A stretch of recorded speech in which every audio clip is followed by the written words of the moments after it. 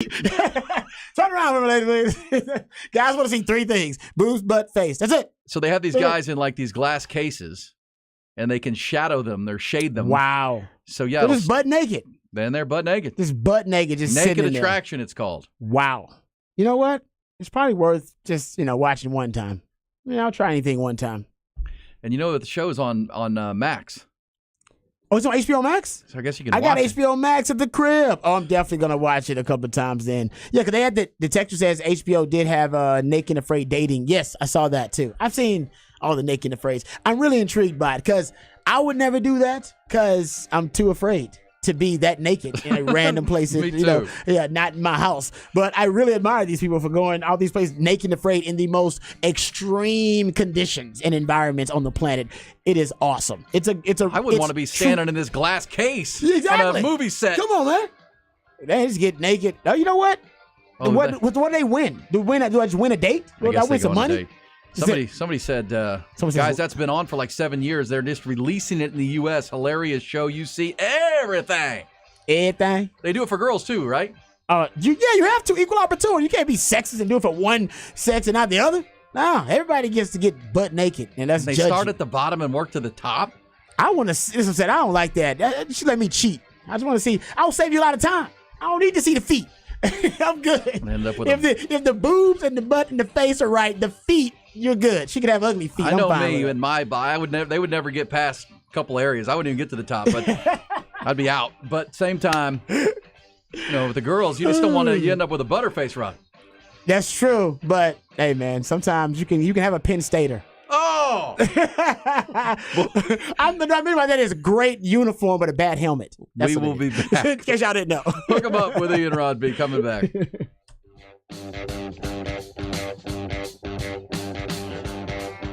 Hey everyone, we love all the texts you guys send us. So we want to tell you about our new Horn text line number. Make sure you save the new number 512-447-3776 to keep sending us all of your comments, questions, and more. We're always trying to find the best way to connect with y'all. So make sure to remember the new number, 512-447-3776. It's 512-447-3776. And thanks for listening to The Horn. I gotta tell you, we were off to a very, very good start to this morning very early and thought, well, maybe this will be one of those good days. But we've seen the volume just expand here. It's heavier than we've seen it in quite a little while, folks, on I-35 coming out of Georgetown, Round Rock, Toll 130, the Hutto and Round Rock area. Mopac southbound, the backups to Wells Branch Parkway continues heavy all the way toward 2222. Did have a wreck reported south of 183 earlier. Not sure if that's still there. Again, the interstate from Hayes County all the way to downtown is more stop than go. So again, that's our top story. And the amount of collisions here, 290 frontage eastbound. This is near the I-35 access road, FMA 12, FM 973, airport at 45th, far west in the Mopac frontage. We mentioned that. We're also checking this one over on Lamar, North Lamar. This is a Peyton Jen injury crash, and Palmer at Ganymede. Both of those hopefully are clearing. I'm Don Miller. That's traffic. There it is, Viking Fence. Continue to tell you how they separate from the competition. They do it in every division, including their temporary rental fence division. Those permanent fences, I tell you, with Viking that they install and have for 50-plus years. You're not going to talk to Viking Fence much after that because it's going to last you a long, long time, look great for a long time at your home or business. But temporary rental fence is something you use a lot. If you're a construction superintendent, contractor, you plan events, and you use that, man, you need Viking Fence every time. The same company that is so reliable with the permanent fences also saves you time, money, and headaches on the temporary rental stuff. They got the barricade, chain link fence, just perimeter security, whatever you need to secure your event or your project. And they do it all. Like they set up to tear down, also bathroom services if you need those, lighting. They're just highly committed to prompt and courteous customer service and making sure you can focus on your number one priority, which is your project or your event. Their flexible pricing plans will allow you to fix your costs and always hit the budget. Ask about the damage waiver rate. That will eliminate untimely chargebacks. Just excellent work, great service, an honest reputation that comes with 50 years. They're still locally owned and operated. Viking Fence. Give them a call today, 837-6411, online at vikingfence.com. And when you think fence of any kind, including temporary rental fence in Austin and beyond, think Viking. Seeking specialized patient-focused orthopedic care? Contact the experts at Texas Orthopedics. Our physicians offer comprehensive surgical and non-surgical orthopedic care for children and adults, spine care, sports medicine, trauma care, joint replacement, rheumatology, and more. Whether it's a mobility or movement issue or a traumatic injury, our goal is to get you back to good health and quality of life. Visit us at txortho.com to learn more and to schedule an appointment. Texas Orthopedics, the largest independent orthopedic practice in Central Texas. Do you hear that? Asthma triggers are everywhere, from dust mites, pet dander, and pollen, to smog and smoke. An asthma attack can strike anywhere, anytime. Be prepared with quick-acting Primatene Mist. Clinically proven to open airways quickly. It's the #1 FDA-approved asthma inhaler available over the counter. Primatene Mist. Breathe easy again. Use as directed. Sponsored by Armstrong Pharmaceuticals. Finding great candidates to hire can be like, well, trying to find a needle in a haystack, but not with ZipRecruiter. Its powerful technology actively finds and invites qualified candidates to apply to your job. So while other companies might deliver a lot of hay, ZipRecruiter finds you the needle in the haystack. See why 4 out of 5 employers who post a job on ZipRecruiter get a quality candidate within the first day. Try ZipRecruiter for free at ZipRecruiter.com/free. That's ZipRecruiter.com/free.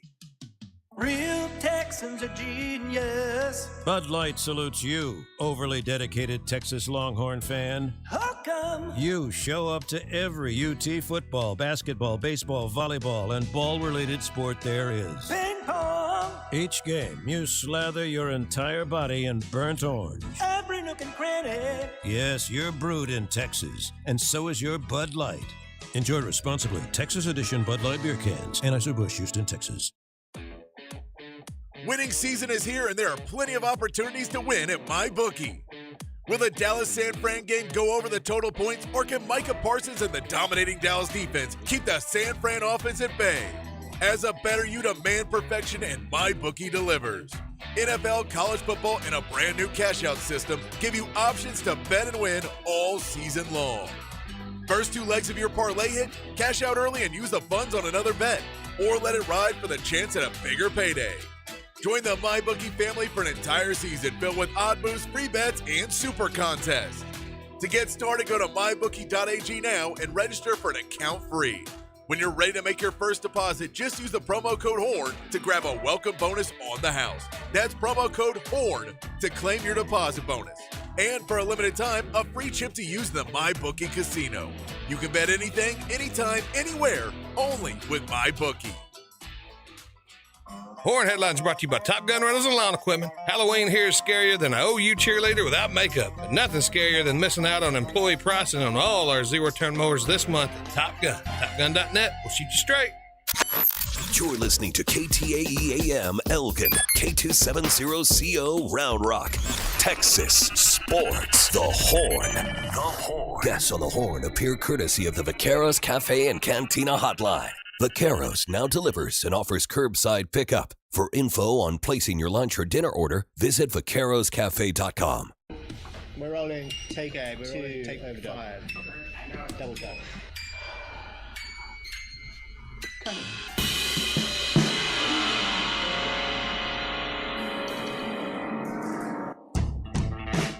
Hook 'em up with E and Rod P. Brought to you by Bud Light on The Horn.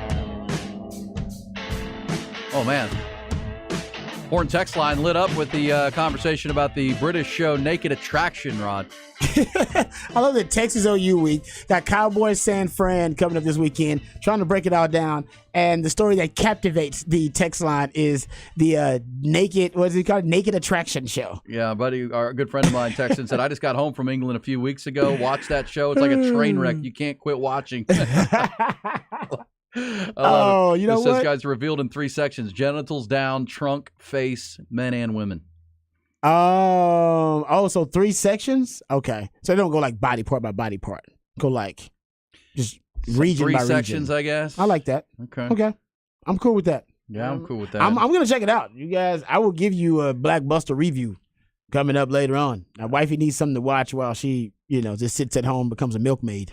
So, That's right. boom, That's right. It's a perfect program. I'll come home, she'll give me all the lowdown. Rod's baby girl is a week old today. Last night. Week old, man. I know it's crazy. But she's that'll be your life for the next, because you age her in weeks now for the next. Oh man, and now you know what? It wasn't that long. It went by pretty fast though. It went by pretty fast. And she's doing great still. She's doing great, man. Mama's a rock star. I'm a hype man. You're the corner man. I'm just getting up hyping. Let's go. I'm Jason Garrett. I'm getting up clapping tonight. There we go. Good job. Good job there. The clapper. That's all I can. I'm just trying to do whatever I can. Tell her she looks pretty. Change diapers. Yep. Tell her she looks. I told her yesterday. I said, you look great. You look fantastic. I said, you're small. I like, you look tiny. Yeah. But I think because the boobs are bigger. But still, you look tiny. That's right. Make it attraction. Hey, can we get to the headlines? And we're going to talk to Taylor McHargue, former Rice quarterback who has seen this Oklahoma team up close and does great analysis right now for CBS. We'll talk to him about his thoughts on Texas, Oklahoma. Let's get to the headlines, though, trending topics, and then we'll talk to Taylor. Top Gun Rentals and Lawn Equipment bring you the news, and it starts with the Longhorns. A couple of accolades yesterday for a pair of Longhorns. Jonathan Brooks named the Big 12's Offensive Player of the Week for his performance against Kansas on Saturday. First time he's won that award. 218 yards, 2 touchdowns in the 40-14 win. He leads the Big 12, by the way, in rushing yards, nearly 600 on the year. A.D. Mitchell, for the second time this year, was named the newcomer of the conference by the Big 12. Caught 10 passes for 141 yards and a touchdown. On the injury front for the Longhorns, both J.T. Sanders and Ryan Watts listed as day-to-day with those injuries. Of course, they both left the contest against Kansas on Saturday with lower leg injuries. They'll receive treatment throughout the week. Coach Sark said he'd probably have a better idea for their availability after practice Thursday. NFL breakout performance on Monday Night Football for the Seattle Seahawks defense last night, or just another dreadful performance by the New York Giants offense. You can decide. Seattle pummeled the Giants 24-3. They sacked Giants quarterback Daniel Jones 11 times. 2 of those from their rookie cornerback Devon Witherspoon. 2 sacks, and then he had the 5th overall pick in last April's draft, returned an interception, 97 yards for a touchdown to seal the deal in the third quarter there. Seattle improves to 3-1. Giants are off to a 1-3 start. Dallas Cowboys are off to a 3-1 start as well.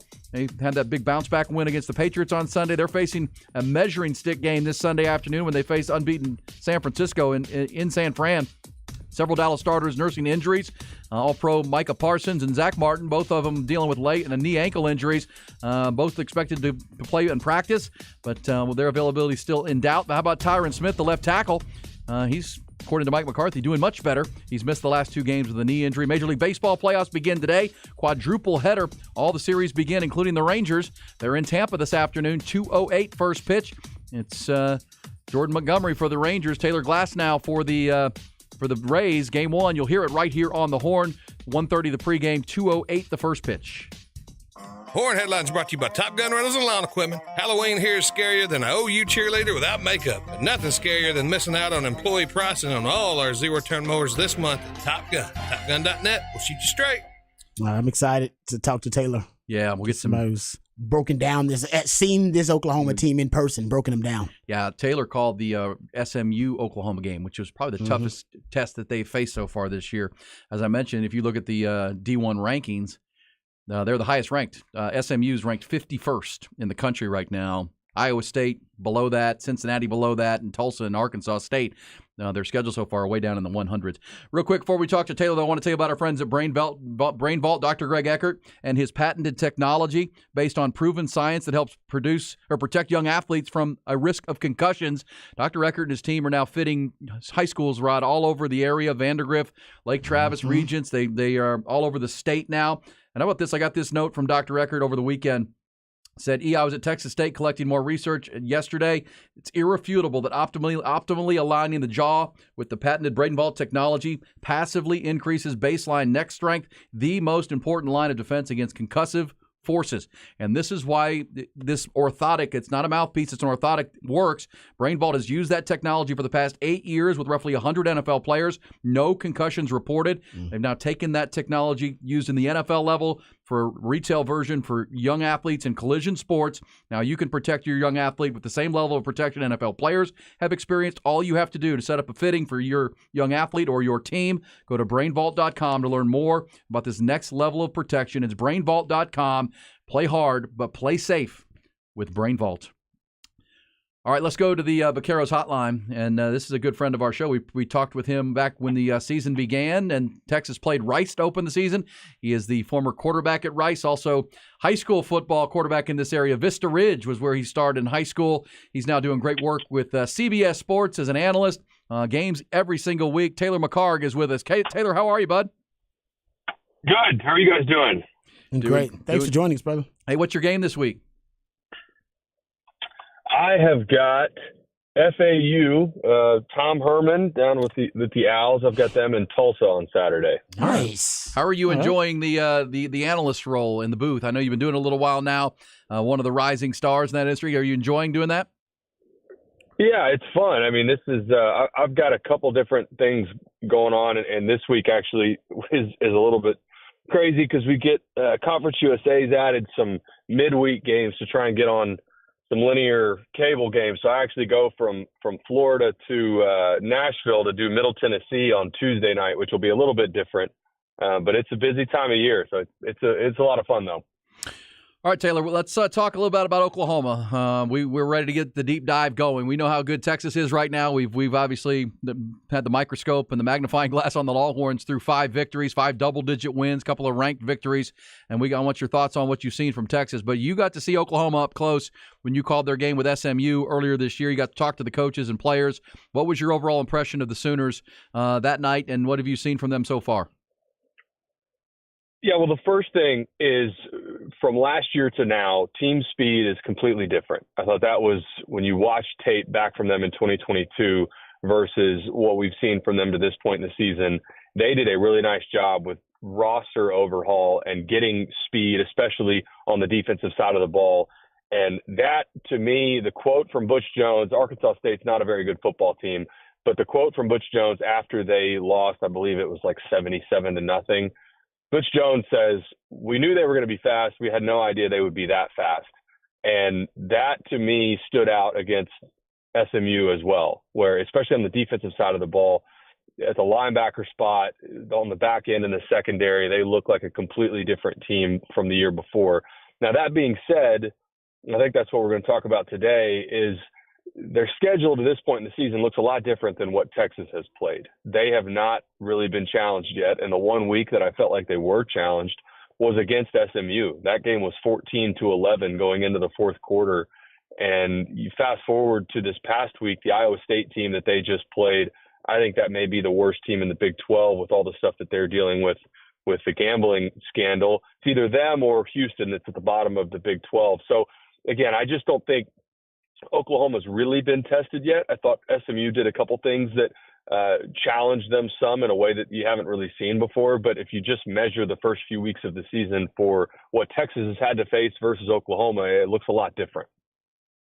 You know, it's interesting, Taylor, because and I agree that I think there have been a lot of improvements on the defensive side of the ball that just haven't been tested. One of the things I'm worried about for Texas in this matchup is that Texas defense has played really well at a high level, but they haven't been tested by a real good quarterback. And Dillon Gabriel's a good quarterback. Give me your thoughts. I know you did your breakdown and analysis of Oklahoma. Give me your thoughts about what Dillon Gabriel has meant to the program and his play at the quarterback position for them. Yeah, Dillon's played well. My only thing for Dillon Gabriel that I want to see against Texas, I don't think he's really had much pressure on him to this point in the season. Oklahoma's offensive line, they've done a nice job of keeping him protected. Now, what Oklahoma likes to do, if they know they're taking downfield shot plays, they will leave a tight end in, they'll go max protection, they'll block 7, and they'll just have 3 and sometimes just 2 in the route combination where they make it real simple. You've got 1, maybe 2 reads, and they're going to give him all the time in the world. And against Texas, I think you should absolutely expect that because this will be, again, by far the best front that they would have faced. So that's going to be the challenge is it is really hard against this Texas defense to put together 10 to 12 play drives and slowly chip away at this Texas defense. I don't think that's a realistic expectation. This Oklahoma offense is going to have to hit some of those chunk plays and those shot plays.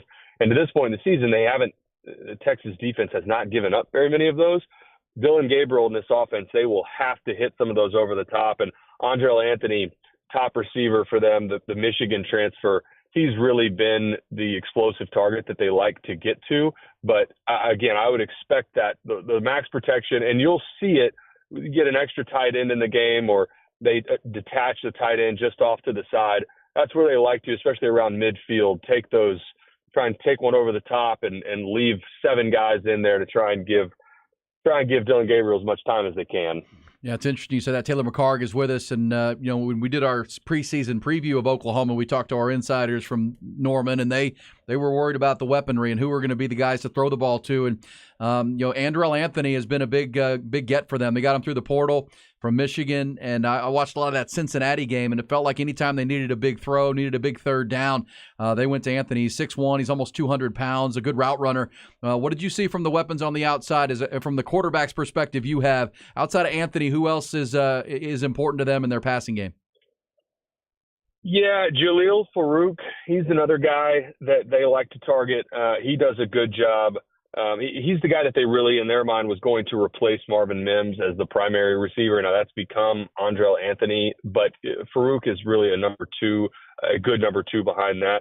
Drake Stoops, he was also, when we had them against SMU, he was a guy that they got targets to pretty early in the game, had a presence on special teams as well. But this is not, you look around at the top wide receiver cores in college football, think about like a Washington that may have 3 guys that get drafted. That's not what OU has. You're not going to see a wide receiver core and a running back room that has a bunch of guys that are going to be playing in the NFL. They're solid, and the team speed, like I mentioned, it is much improved, but there's not a bunch of NFL guys running around at the wide receiver spot. So again, to me, the battle that I'm really watching for in this game, and I think is going to be telltale sign for whether or not Oklahoma really has success, is can they protect Dillon Gabriel? If UT is able to get pressure with 4 and maybe just a 5th blitzer, it's going to be a long night for Oklahoma. But if they can protect and they can give Dillon Gabriel time, that to me is going to be the most critical piece of this whole game. Because again, there has not been a defense that OU's played that has been able to get after Dillon Gabriel to this point in the season. Hey, Taylor, I want to talk about the lines of scrimmage because I think Texas, we talked about the defensive line. Even on the offensive line, Texas has the biggest O-line in all of the Big 12, and Texas likes to play bully ball every now and then. How do you think Oklahoma's going to hold up lines of scrimmage, offense and defense against Texas? Yeah, I think that's one of the areas that I think OU probably has one of their strengths is not just the front 4 with the defensive line, but the linebacking core for Oklahoma. They are solid. There's not a lot of mental errors. They don't get themselves out of position. You just don't see many times where running back pops through the first level and all of a sudden they're out the gate for another 25, 30 yards. They are a good, solid, top-down, all 3 levels defense. Danny Stutzman right in the middle, number 28 at linebacker, really physical, flies around all over the field. And they're just, it's a Brent Venables defense. Go back to who they are and who they want to be. Think about those defenses for Clemson when they were winning national championships and they were getting to the playoff every year, led by Brent Venables. And obviously before that, when he was at OU with Stoops, they're going to play well. They're going to line up. You're not going to get a ton of mental busts. And I think that's going to be the area where Texas on offense, same thing.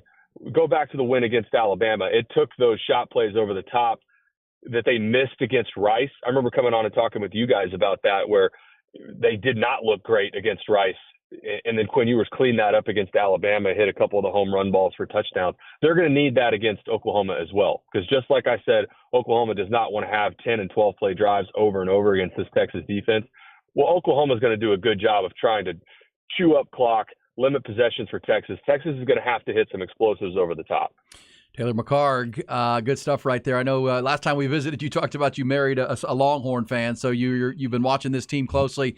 Obviously very impressive. There are some arguing Texas could be the number 1 team in the country with their 5 wins, 2 over ranked teams, all double-digit victories. What have you been impressed with Texas, and what concerns you for Texas in this matchup with the Sooners? Well, I think what concerns me is just that OU hasn't really been tested yet, and that could go one of 2 directions.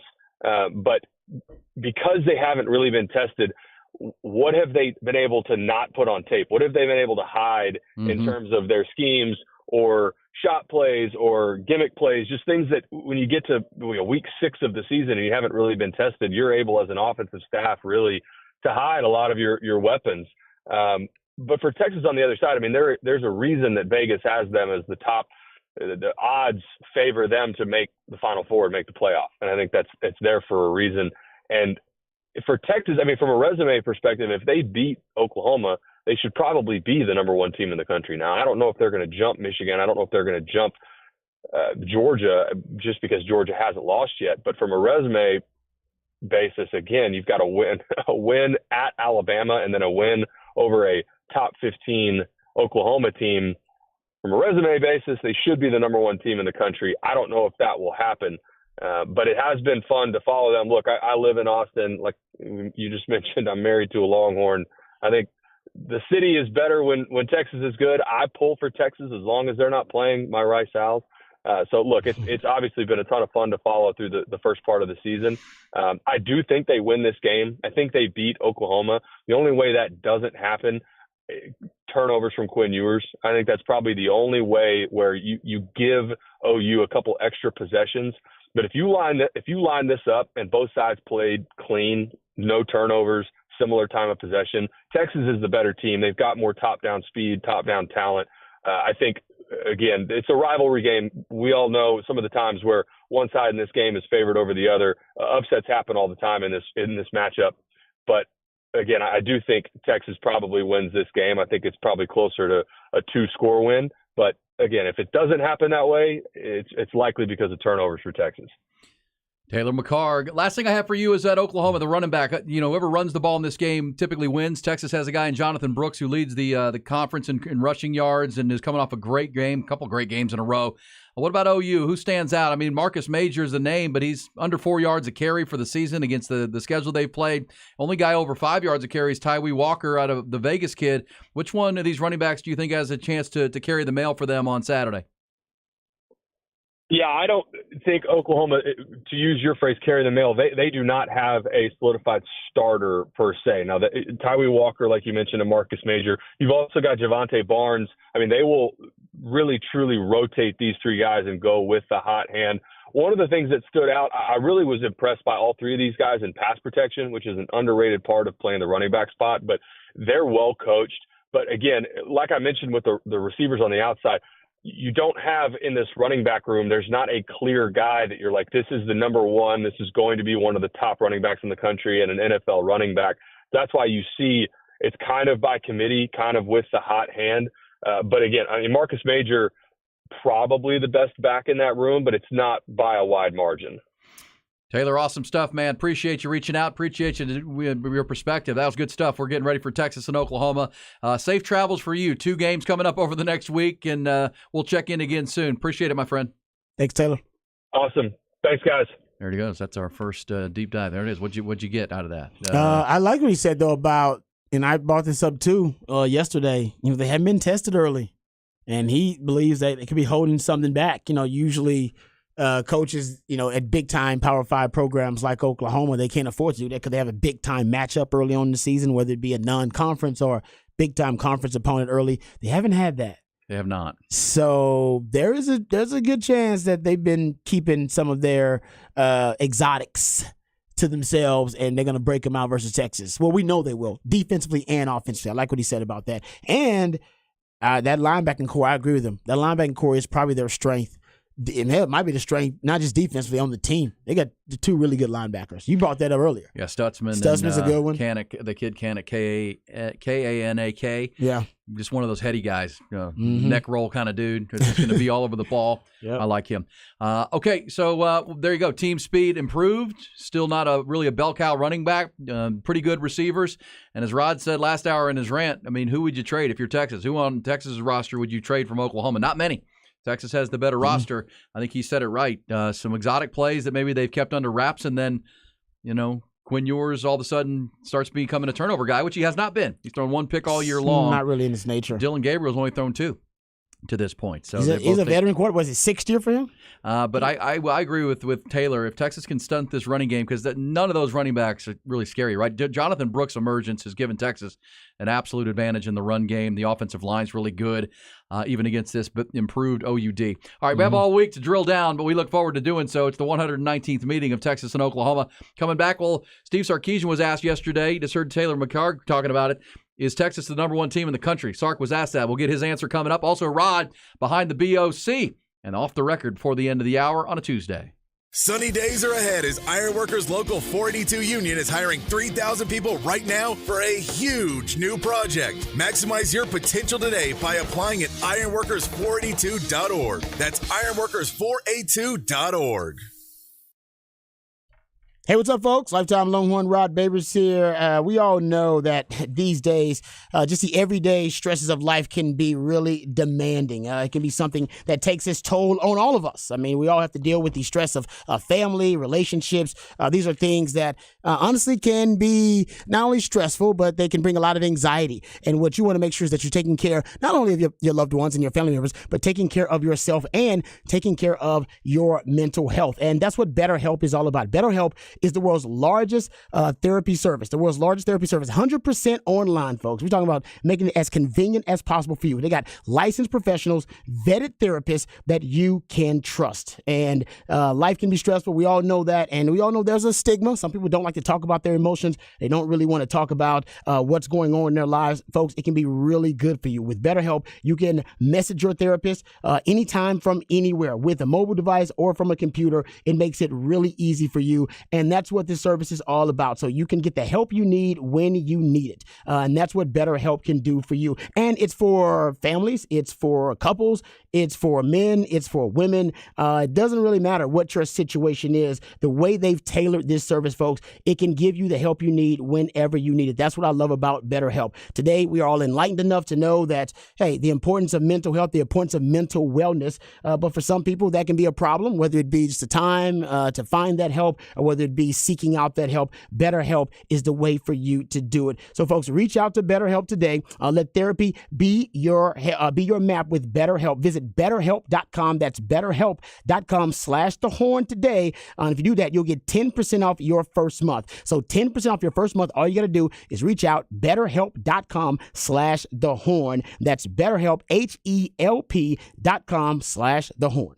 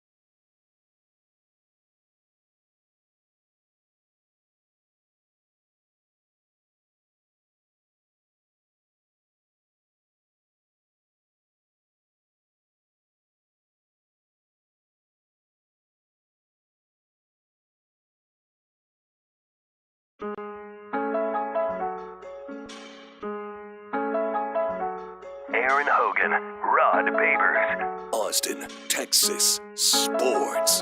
The Horn.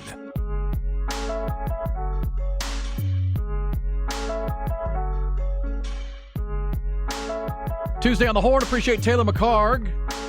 Good deep dive look at the Oklahoma Sooners. Improved, but are they as good as Texas? We'll see. Yesterday at his Game Week news conference on a Monday, Steve Sarkisian was asked, are you, as our buddy Ced Golden from the Statesman asked him, hey, there's a debate going around, should you guys be ranked number one in the country?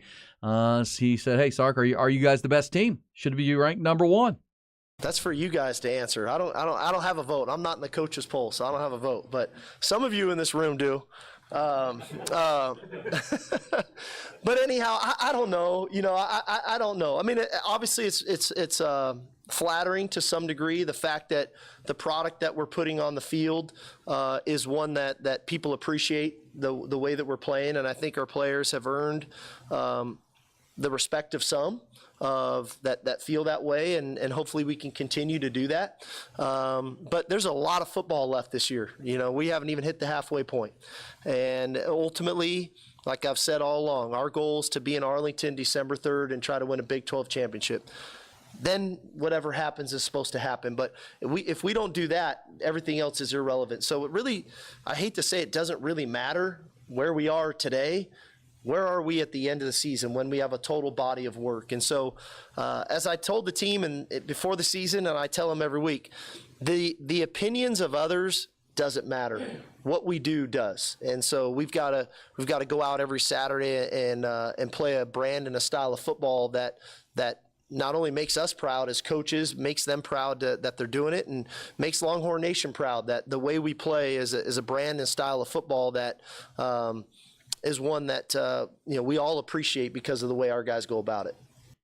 Right, there you go. For you to decide, but all we can do is play, Rod. Yeah, that's what I said too. I mean, I know Longhorn fans really are enjoying having the conversation, but for the team, and I'm coming at it from a player's perspective, this point doesn't matter really, because what they've done up to this point, they've put themselves in position to accomplish every one of their goals.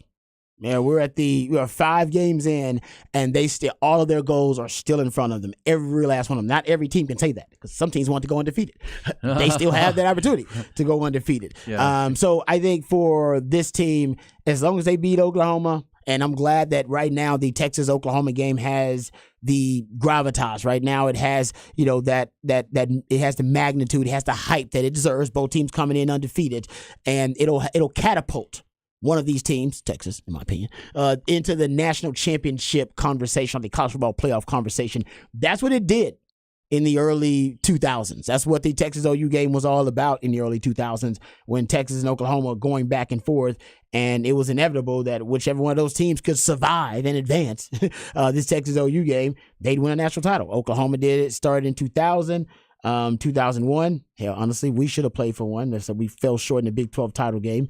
2003, Texas was really good. In 2004, OU played for a national championship. 2005, Texas won a national championship. 2008, OU played for a national championship. And 2009, Texas played for a national championship. Shout out to my man CB, because he sent me that. But just throwing it out there that hopefully this game is getting back to where feels like it is to that point. I think Texas is getting closer. It is amazing that we're having this conversation 2 years from after 5-7. And last year, 5-loss team. And it's come a long way for Sark, and I do think there's an argument. And it's funny, the argument's being had among the writers, right? What you hear is the guys with votes saying, defend your vote. I mean, how are you? This is based on facts. I mean, Texas has the best resume so far. Well, who cares? You got to go play games. Yeah. And then, it's cool not to be so totally on Texas, because that's fine. They've actually be 3-1 anyhow. Yeah, they've disappointed. No program. All right, no program has underachieved more than the University of Texas over the last 12 to 13 years. If you go look at Vegas over/under win totals, if you're betting, right, the under on Texas over/under win totals, you would have hit, I believe, 12 out of 13 years, because only one of those years they actually hit the over on the over/under win totals, and that was 2018. They won more games than expected. So I understand there's some people that are not believers. They don't want to be on the bandwagon. Longhorn fans, it's okay to believe in this team, because we're telling you, we do the research, and you guys, I wouldn't tell you to believe in the hype and drink the Kool-Aid if it was Flavor Aid. It's Kool-Aid. It's real. It's drink real. it. A lot of stuff. Drink it up, man. Yeah, drink it up. Lines of scrimmage, physicality, talent. All right, we will pick this up. Also, go off the record before the top of the hour. Some stories that maybe you've missed that you need to know because your buddies will be talking about them. First, though, let's go behind the burnt orange curtain. And they were all asking themselves the same question. What is behind that curtain? All right, before we talk Texas, Oklahoma, shout out to my man Cole. Did you come in playing? Was that like Coltrane? What was that you came in playing? Was that the last one? Just coming in yeah, from was right that now? like Coltrane? No, that was Mac Miller. Oh, he just used Coltrane. Yeah. He used to be. Okay, I was going to say. I was like, I thought you came in playing some El Diablo by Mac jazz. Miller. Oh, okay. All right. I like Mac Miller, though, but I didn't know. Okay. Either way, I appreciate it. I think that's a nice little selection there. Okay, getting back to Texas, Oklahoma. And I didn't ask Taylor McCarg about this because the game that he did, it wasn't actually a big issue, but I should have asked him about the deep ball for Oklahoma because Longhorn fans are concerned about Texas defending the deep ball versus Oklahoma, and they should be.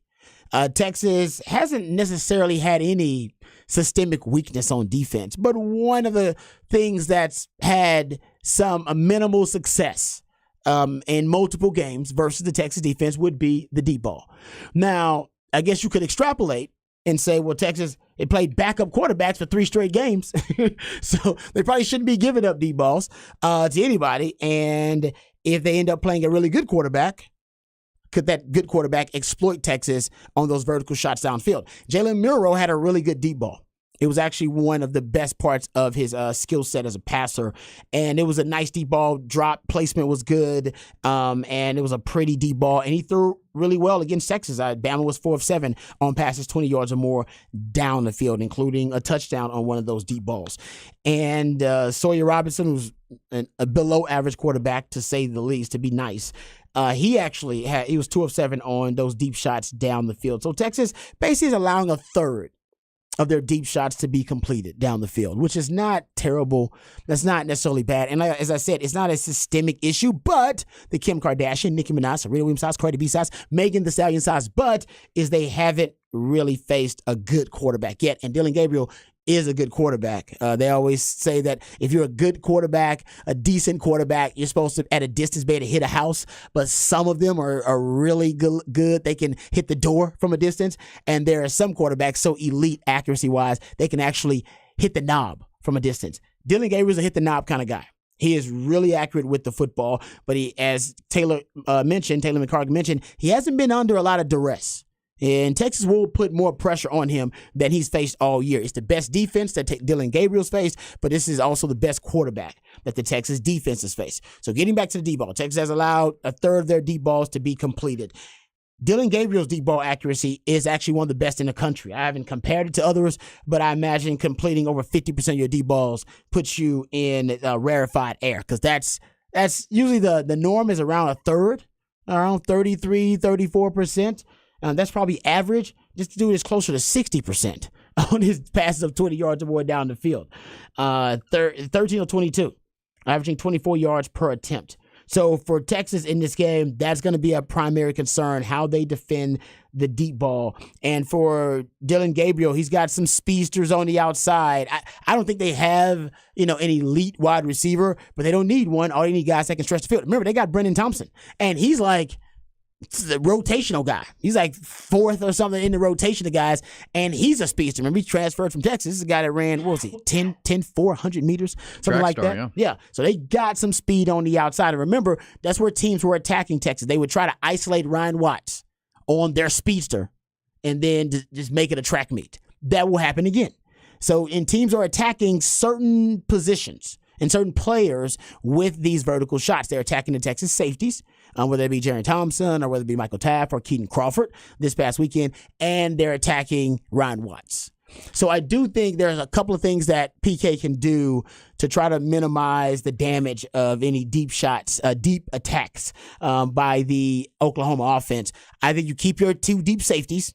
All right, I would go with 2 high shell look to deter Dylan Gabriel, a veteran quarterback, from even chunking it deep. That way you can safeguard yourself with umbrella coverage from those deep shots. And teams and quarterbacks usually and based on analytics, they usually take fewer deep shots when you have deeper safeties. Now, you're going to leave yourself vulnerable to the run game because you'll have to play with a lighter box if you're going to go with those two high safeties. Remember, this happened in Texas in the Kansas game. Texas played a lot more two high safeties in the first half versus Kansas. Kansas ate Texas up with that option game. In the second half, one of the big adjustments by Texas to neutralize the triple option was they just put an extra defender in the run game, and they went with a lot of single high safety looks. So they can always make that adjustment. And if I'm PK, I'll make that adjustment later. But I think the deep ball could hurt you early. And if I'm Oklahoma, I'm throwing the deep ball early and often versus Texas. And if I was Texas, I'd want to force them to have to march the length of the field. You can play with a lighter box because your defensive line is one of the best in the country. You got the highest graded defensive tackle in the country in Tavondre Sweat. And Byron Murphy may be just as good, if not better.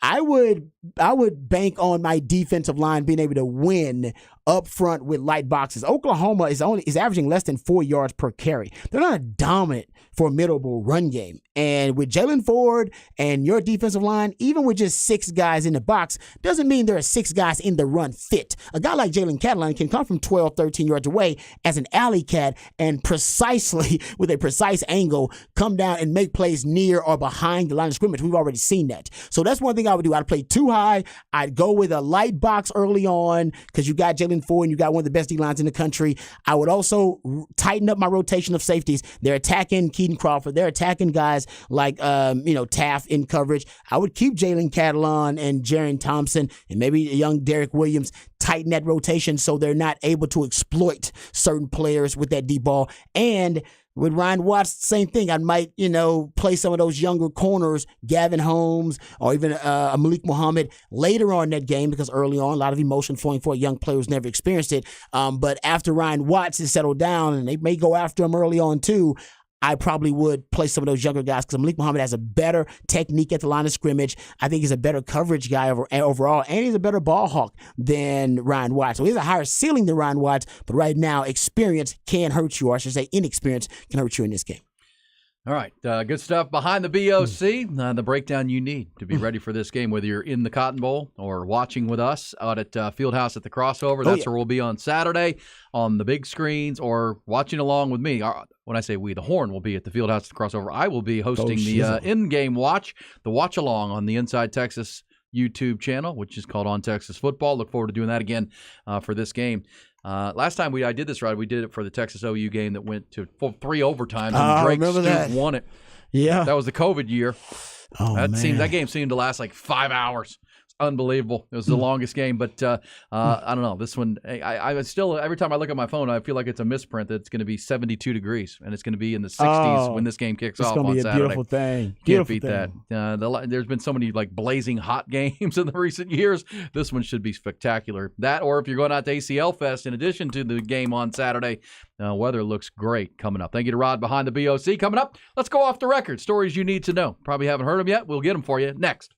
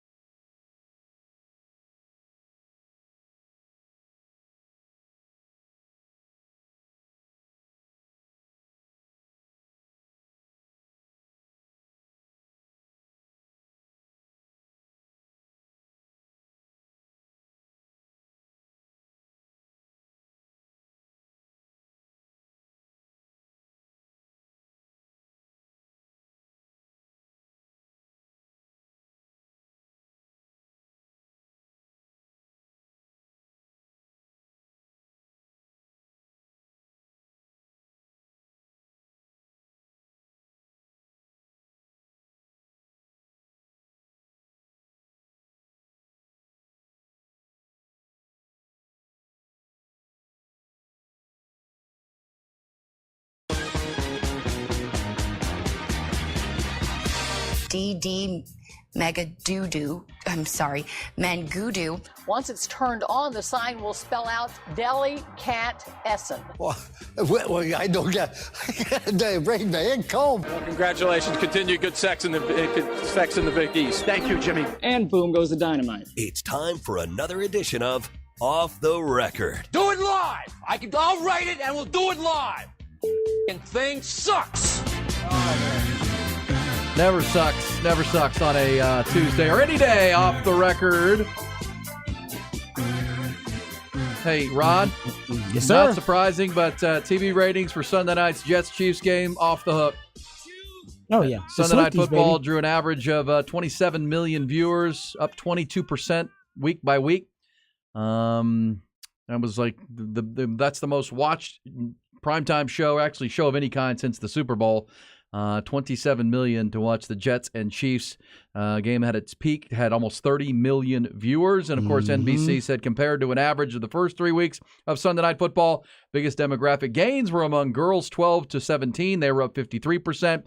Women 18 to 24, up 24%. Women older than 35, up 34%, according to Nielsen data. It's all about the Swifties, baby. It's a whole new market, whole new demo the NFL is tapping into. And for those who have alleged and believe that this is all a marketing setup with Travis Kelce, I will present evidence to the contrary that according to these pictures I'm looking at here, that Travis Kelce was seen leaving Taylor Swift's New York apartment the morning of the game. Yeah, I don't understand why people think it's a marketing. All the evidence points that it's not a marketing stunt. Well, because it seems too convenient. But either way, also I saw there's a video of Travis Kelce in his cool little old convertible car with Taylor Swift riding along with him, and then some PDA pics have come out from a party in Kansas City of Taylor with her arm around Travis Kelce. If it's a marketing stunt, like why she should have just did the Super Bowl if she wanted that NFL demo. Like she don't care about that. Yeah. Like, I'm with you. And I know a lot of people, including Nick Shuley, was in here last week. He's a big marketing guy. Everybody just smells PR firms and Team Taylor getting with the NFL. And she's got this new, apparently, she did her Eras tour and it set records for attendance and all this stuff. But there's going to be a motion picture coming out, like a film. She's got a new movie coming out that you can watch the tour. And it's going to be on IMAX and all these things. But either way, I do think like she really needs the NFL to help her market her tour. Like she does it. Like she does it. The NFL needs her. The NFL asked her. Her ratings. They asked her to do the Super Bowl halftime show. She said, "No, I'm good." I just think listen, the NFL, they are the number one television product in America. I just think it worked out well for the NFL once again, where this relationship has ended up being the biggest story in the NFL. And this is how you know this. The NFL's Instagram page, they actually put this out there. I'm not making this up. And it's not still on there, but I think it was on there yesterday. It said the Chiefs are 2-0 as Swifties. That's right. The Instagram page of the NFL with its 28 million followers, whatever, that's what it put out there. And during the game, they cut away to Taylor Swift 17 times in that game. 17. That order is coming from on high. Well, that's the edict coming from Roger Goodell. Like, hey, man, we need to show Taylor Swift more. Apparently last night on Monday Night Football, Joe Buck and Treichman refused to talk about Taylor Swift because she wasn't at their game. But yes. Goodell ain't going to like that. And the people who believe it's a setup would be the ones that say what you just said, that everyone's banking on this. And then there are 3 Taylor Swift or commercials featuring Taylor Swift during the game. There are a bunch of Travis Kelce commercials during the game, and it seems very convenient. But how about Jason Peters, the center for the Eagles, who's the brother? He's gained over 1 million Instagram Jason followers. Kelce? Yeah. Oh, yeah. He's gained over 1 million Instagram followers. Well, because followers. they have this podcast that now they probably have doubled their podcast listenership just since he started dating Taylor Swift. On Apple. Yeah, just because all the Swifties want to hear what he's going to say about the relationship. Give it the updates. All right, so, oh, man, it's brilliant. Brilliant, sir. It is. It's, like I said, the NFL, they just can't lose. They can't. The NFL can't lose. 30 million people on a Sunday night. It's pretty darn good, and a lot of ladies coming to it. Oh, all right, Rod, what do you have off the record? A lot of ladies coming to it. Okay, I got a couple of random off the record. So this is a story from the college football realm. I didn't think it was real, so I had to go look it up, and apparently it is real. So there's a player, a Tennessee offensive lineman, Javonte Spraggins. Okay. Now the Vols and the Gamecocks, they squared off. They had a game. Tennessee won 41-20, but there was a little skirmish following the game. Javonte Spraggins, an offensive lineman for Tennessee, usually carries around a stuffed animal of the mascot of the opposing team he's going to play that week. It's like a bit. he voodoo does. doll or something? Pretty much. He carries around a little mascot. So if he's playing Alabama, a little elephant mascot. So whatever the opposing team's mascot is, he tries to find a furry little stuffed animal of that, and then he carries it around. And actually, I'm surprised. They let him carry it with him after the game. So he has it with him, like on the sideline, which is crazy. Or maybe somebody in the stands gives it to him. But either way, he usually carries it around with him. And then, so at one point, apparently, when he was carrying this thing around with him, a member of South Carolina's team, an opposing player, stole it from him. Like, took it out of his hand. Stole it from him and took it out of his hand and walked to the locker room with it. I love it. He just took it. As you can tell, the Tennessee offensive line was pretty agitated that someone would take his prized possession while retreating back to locker room. South Carolina players were talking trash to Spraggins, and they had to break up a potential fisticuff. You got a grown man walking around with a stuffed animal. Yeah, that's basically what they were saying. Here's your blanket. They started mocking him like, no, what are you doing? So they lost the game, but yeah, they wanted to make fun of that dude. So can I tell you how much money Drake has? Drake's got a lot of money. He might be on his way to being a billionaire soon, too. He's the male, because we told you earlier that Michael Jordan is now worth $3 billion, according to Forbes. Drake was at a concert, his concert. Oh, yeah. And a guy held up a sign saying his girl broke up with him after he spent all his savings on tickets to come see Drake. And so his girl broke up with him. That's what his sign said. Oh, man. Drake gave the guy $50,000 so he could, quote, flex on her tonight. Mm-hmm. That's how much money Drake has. And okay, apparently, was this done by a sign, right? A sign. Because apparently that's a new thing at Drake concerts. So he also did this for a couple who said they skipped their honeymoon. They spent their honeymoon money to go to a Drake concert. And then Drake was like, if that's real, then I'll pay for y'all honeymoon and it's on me. And he gave them a really elaborate honeymoon. So apparently, like now, he's just he's brilliant marketing. Getting back to marketing. He's a brilliant marketing mind. Come to my concert, treat it like ESPN's college football game day. Bring your damn signs. So and no one I'll behind you can see. Yeah, exactly. I'll read the signs and we can all go viral. Yeah, so $50,000, yes, but how much free media did he get? And by the way, we're talking about it. Exactly. Smart man. Yeah. So and Drake on stage said, "So she ain't come with you tonight? What the blank is wrong with her?" Crowd started chanting, calling her names, and so he gave her 50 G's. 50 G's. Talking about flex on her, man. Flex on her tonight, and you're going viral. You're going viral. Yeah. Drake has bought a home in H-Town though too. That's right. I heard that. Bought a home in H-Town. He likes Houston. He's in. He's close. He's gonna be a Texan pretty soon. H-Town. That's about state taxes, I got to assume. You damn right Plus, it is. There's a good hip-hop scene down there in H-Town. It is a great music scene in H-Town. That's for sure. Growing city. All ever growing since I moved there in 1980. It's not stop growing. Well, no, it ain't stopping growing. No. It's that's why the traffic is brutal in H-Town. Oh. It's brutal here, too, though. But they build roads and lanes. That is true. They actually expand lanes in Houston. Especially if you live out where I live at Onion Creek, man. It is a mess these days in South Austin. Anybody that lives out there knows it with all the construction. 9 miles of construction on 35 until 2029. Yeah, fun. Good times. And by then, the city will be even bigger. I might not be here. Who knows? Good times, everybody. Hey, we're coming back. We're talking Texas, Oklahoma, the 119th meeting. It's that week. It's hate week. Rod, it's 8:57 and OU still sucks.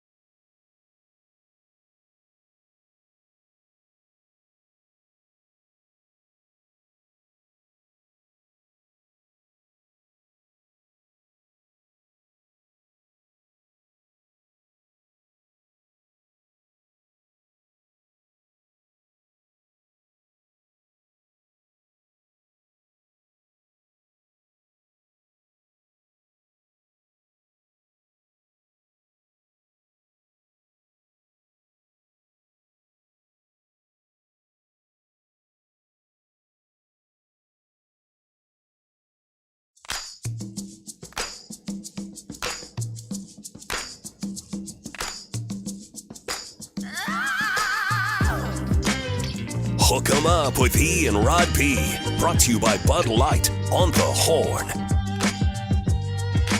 Still a lot to do on a Tuesday, rolling all the way to 11 o'clock. That's right, 5 hours a day, 5 days a week. Austin's only local morning sports conversation. And where else would you rather be as the temperatures are about to drop? The football is heating up with Texas and Oklahoma, both undefeated. First time Longhorns have gone into this game 5-0 since 2008. Mm-hmm. And last time Longhorn fans were able to dream about big things like national championships, and it's been that long. And here they are having that conversation, which is fun. Also, Oklahoma at 5-0. They're their measuring stick game here. How good are they? Also this weekend, Sunday, Rod, the Cowboys play the Niners. And as we speak right now, Cowboys owner Jerry Jones is doing his weekly radio visit with the Fan up in Dallas. Among the things he has said, he says, we told you earlier that Mike McCarthy said yesterday that Zach Martin and Micah Parsons are both going to be in the rehab group, both dealing with injuries. Zach Martin's got a quad injury. Micah's got a ankle/knee. But Rico Dowdle's also in that rehab group, as Mike McCarthy called it. Both have a chance to play Sunday against the 49ers, but no guarantee, so kind of a questionable deal. Mm-hmm. Now, on Micah Parsons, Mike McCarthy says, I'm not of high concern with it. Thinks he'll be full go by Thursday at practice. Now, this morning on his radio hit, Cowboys owner Jerry Jones said that he thinks Tyron Smith, the left tackle, is iffy to play against the Niners. He said, we're well prepared if he can't. And then Jerry did say today that as for the 49ers, they are probably right now the most likely team to go win the Super Bowl. But in order to get there, they're going to go by us, hopefully 2 times, if that's the way it falls in the playoffs. So Jerry Jones speaking confidently. Bottom line is you're playing the best. I agree. And this is exactly what what Cowboys fans have been talking about, and we've discussed it as well. The measure of success for this season is pretty simple. You got to get past the divisional round. No matter what happens in the regular season, of course, you got to make the postseason, but you got to get past the divisional round. That's what's been haunting this organization for a few years. And it seems like San Fran or Philadelphia is going to be there to meet you.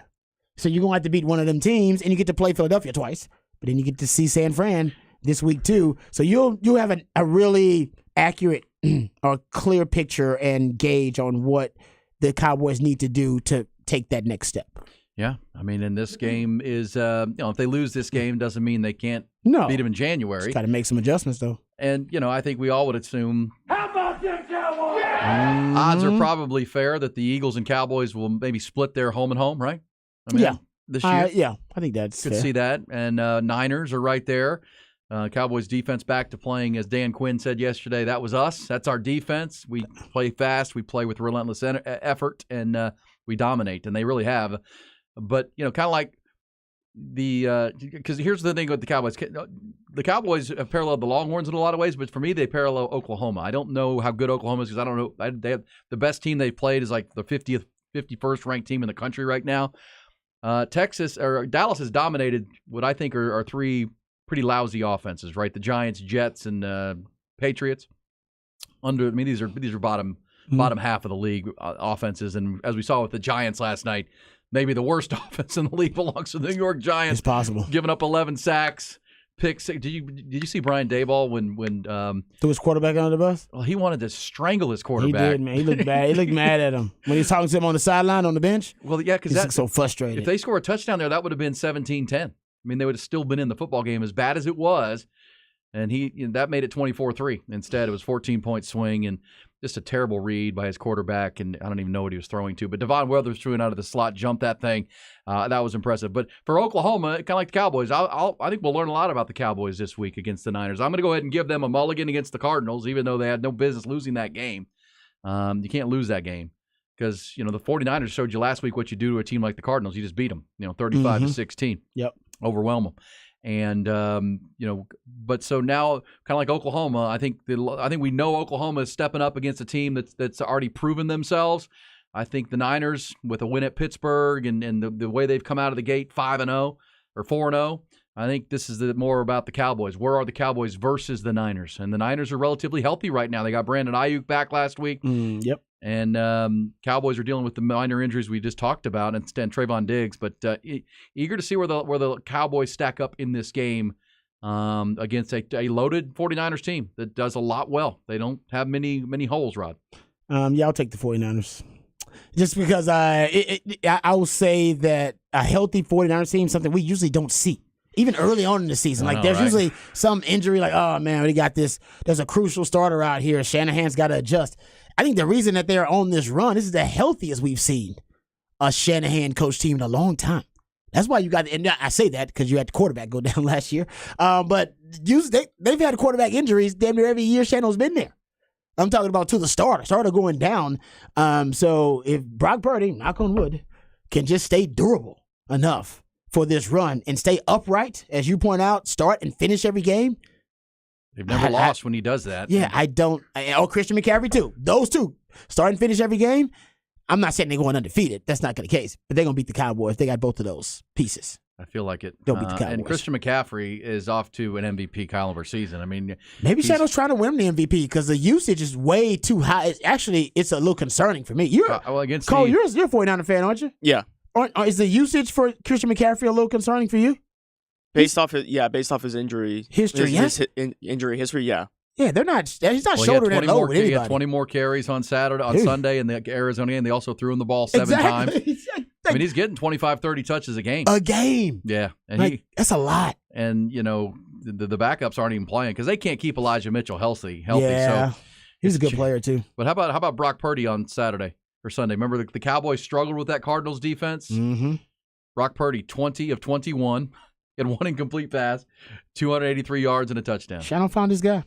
That's why he was so bullish on him. Brock Purdy to Brandon Ayuk, 6 catches, 148.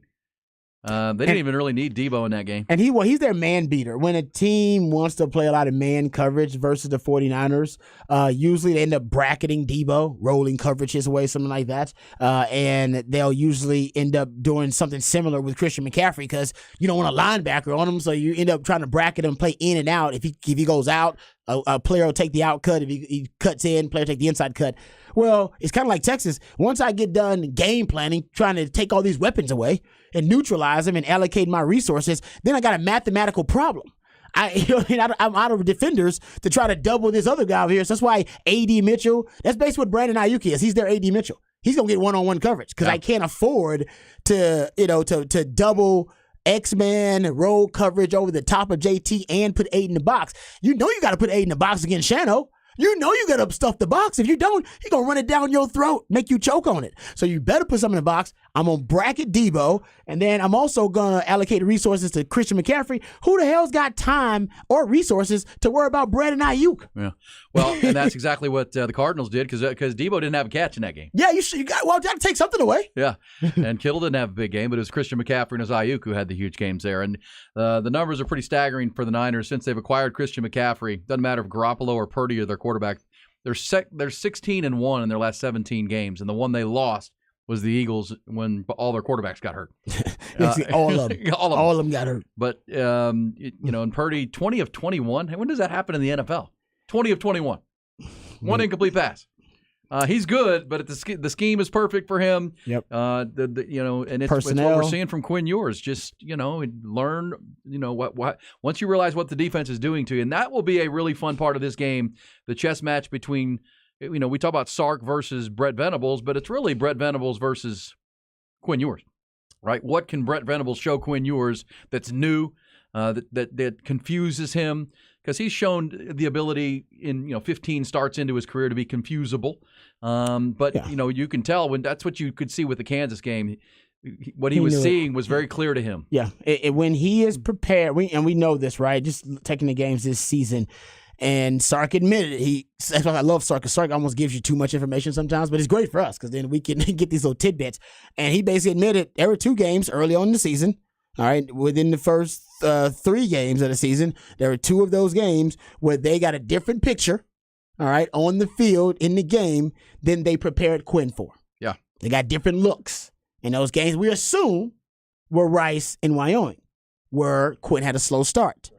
In the Bama game, he had a fast start. Quinn looked great. Why? Well, they've been prepping for the damn Bama game for 8 months. So, of course, he looks great in the Bama game. He got every look he was starting to see, and the familiarity. All those coaches that Texas got, they know that Bama system. They know it in and out. And remember, Nick Saban says he doesn't change his system when he brings in new coordinators. They run the Bama system. Well, that's great, but that's also really good for the coaches because everybody knows the Bama system. So he come out a well-prepared Quinn Ewers. And in the Baylor game, just pure domination. Dave Aranda didn't really show him anything he hadn't seen either. And same thing is true for the Kansas game. So if I'm Brent Venables, just based on the inconsistent performances that he's had, only 2 this year so far for Quinn, because he's really finding his groove in his 16th start or whatever it is. If I'm Brent Venables, like you said, you got to show him something that he hasn't seen. That's when Quinn looks indecisive. That's when he looks uncertain. That's when he looks insecure, is when he gets a picture in the game that Sark didn't show me this on film. What the hell? This looks very. And then then what's he do? He holds onto the ball. And he tries. Exactly. The deeper you get him into a progression, the better it is for you as a defense, because that's when his play deteriorates. Now he's running now. Now that's something different, because now you may decide, 1, 2, read. I ain't got it. I got a lane. I'm gonna run it. That's a different Quinn than we've seen previously. So that's something you also have to account for. But for the most part, you want to show Quinn something that Sark has not been able to prepare him for. That's when he's indecisive. And I think the 3 high 3 down, even though it's not something that Brent Venables majors in, he does minor in it. He does have it in his repertoire, and it has shown some effectiveness versus a Sark system and in confusing a young Quinn. It did in the Rice game. They broke it out. And Wyoming, that was one of their principles on defense, was the 3 high 3 down. Since those games, we've seen Jonathan Brooks in that power running game emerge, yes, which is a good combatant to that 3 high look. Let me play this for you, though. Sark yesterday, this is, you talk about maybe sharing too much, but he gave a pretty good detail of how they plan the week to week. Here's Sark talking about game planning. He's got that sheet that he reads from, right? His play sheet that he's got every game. Here's Sark talking about how that thing gets developed on a week-by-week basis. Well, if you can imagine, when we come in on Sunday as a staff and we grade the tape and we put that game to bed, when we go on to the next game, that call sheet I have on the sideline, I wipe it clean. There's nothing on it. And then we build that game plan that week from a blank slate, from a clean slate. And so as it grows from throughout that day, and then we present it to our players, it's about them understanding why we're doing the things that we're doing in this plan and then how we're going to do it. And so every week it's different, right? And sometimes from a fan's perspective, the plays may just look the same, but there's a reason maybe we're running them a little bit different this week, and then the players need to know the why we're doing it differently and then how to execute it. So I know a lot of times it just looks like we run the ball right up the middle, but there's some intricacies to what we're doing of how we're running that ball right up the middle. Interesting stuff. And I always like when Sark says that, Rod, and then we're going to dive into your rant in this 9 o'clock hour. But one more from Sark, because then he talked about the improvement of this team is based on trust, that the trust that they have. And when Sark says, we want the players to not just know what they're doing, but we want them to know why they're doing it. Like why their specific role on this play is important to the execution of this play. Even if the ball's not going to you, your role is vital within it, because it all works together, 11 people at once. And Sark was asked a good question yesterday by one of the members of the media about how important is trust on the field within your program. Yeah, no, I think trust is enormous to our success, and it's trust in their own training. It's trust in their coaches, that their coaches are putting them in the best position to have success. It's trust in the guys that they're playing with, next to, on the field, in the moment, the calls that are being made, and everybody working on the same page. So, at the end, the best examples I can give are the reality of the execution that we have right now. We aren't playing football where there's a bunch of mistakes, right? Generally, coverage-wise, in the back end, right? We're not blowing coverages like we have maybe the last couple years. Up front, I think we had a couple issues early on with protection, but now from a protection standpoint, the pocket's been pretty clean. I think the runners trusting now, we had some young runners trusting the offensive line and the blocking scheme of where these balls should hit. And you're seeing a little bit of a different style of runner out of Jonathan Brooks and Cedric for that matter. They're hitting these holes. So I think with Quinn in his trust of throwing these balls to a spot, like he threw a ball to Xavier the other day, a deep out on our sidelines that he threw before Xavier even broke. So there's levels of trust to this. But in the end, that's when we operate at our best. If we are not independent contractors, we all work, together, and collectively when we have trust, which I think we've earned over time with the consistency of which we go about our business, that puts our trust at a high that makes us feel good. All right, and that's what you're saying about Brett Venables. You want Quinn Ewers to not trust what he's seeing, right? Yep. You want him to drop back and say, "Oh, that's not what I expected to see right there." Because boy, against Kansas at 25 for 35 and really locked in, he was seeing what he wanted to see what he expected to see. That's the get him off balance a little bit. Thought the chess match between Quinn and Brett Venables, and then Sark. And then PK and Dylan Gabriel, too. And you can expect the same thing the other way. It's what makes this a great game. Both teams are 5-0. Hey, let's get Rod's rant. I'm as mad as hell, and I'm not going to take this anymore. Find out what happens when people stop being polite and start getting real. You ain't keeping it around. My God, okay, it's happening. Everybody stay calm. Oh, you've done it now. It's time for Rod's rant of the day. Hold on to your butts. All right, now just bringing up something we discussed earlier in Rod's rant. I thought it was an interesting conversation, more of a thought experiment when it comes to the Texas-Oklahoma game. I was having a conversation with a friend of mine about the Texas-Oklahoma rosters, and I presented him with a thought experiment, and really I didn't expect it to go down the path it did, and I'm not trying to sound cocky and arrogant, but it was this thought experiment that really made me believe that Texas not only is going to win the game, but they should win it comfortably. If you had to look at both rosters, say you put both rosters, Texas and Oklahoma, all right, side by side, and as take from the Texas side, is there a player on the Oklahoma roster who you would trade for if you were obviously the head coach at Texas? Is there a player on that roster you'd rather have than a player that's on the Texas roster right now? That's the thought experiment. What player on the Oklahoma roster would you rather have than the player at that position on the Texas roster? And I came up with like 4, maybe. Obviously, the most obvious is kicker. I don't even know what their kicker is, but everybody's like, "Oh, kicker, take kicker." I don't know what their kicker has done, but obviously, Bert Auburn has been inconsistent so far this year. Even Sark was asked about whether they were going to change kickers, and Sark said no, that he's going with Bert Auburn and that he's got to find some consistency. So maybe kicker is up there. They have a really good inside linebacker, off-ball linebacker, Stutzman, who's a really good player. As a matter of fact, we just had Taylor McCarg on, and he said the strength of the defense, maybe the strength of the team, is their linebacking core. You got Jalen Ford, but the other linebacker, the other off-ball linebacker, maybe Stutzman could be considered a better player. Man, their leading receiver is Drake Stoops in terms of receptions. A receiver wouldn't be on that list. Offensive line, defensive line, I don't think anybody. Dylan Gabriel is a possibility because he is a 6-year quarterback and he's really prolific, and he is the first good quarterback Texas is going to face. But they do face Quinn Ewers in practice. And would you trade a Dylan Gabriel? Yeah, that's an argument for Quinn Ewers. Maybe. Well, and remember, but when it's talking about the system you're running, you would want Dylan Gabriel for Kendall Briles' system. For that Art Briles, yes. Yes, you're right about that. But for what Sark wants to run, which is his system, pro style, probably want the bigger arm. Mm-hmm. Probably want the ability to spin it down the field and make all the throws. That's more Quinn. So that's at least a push.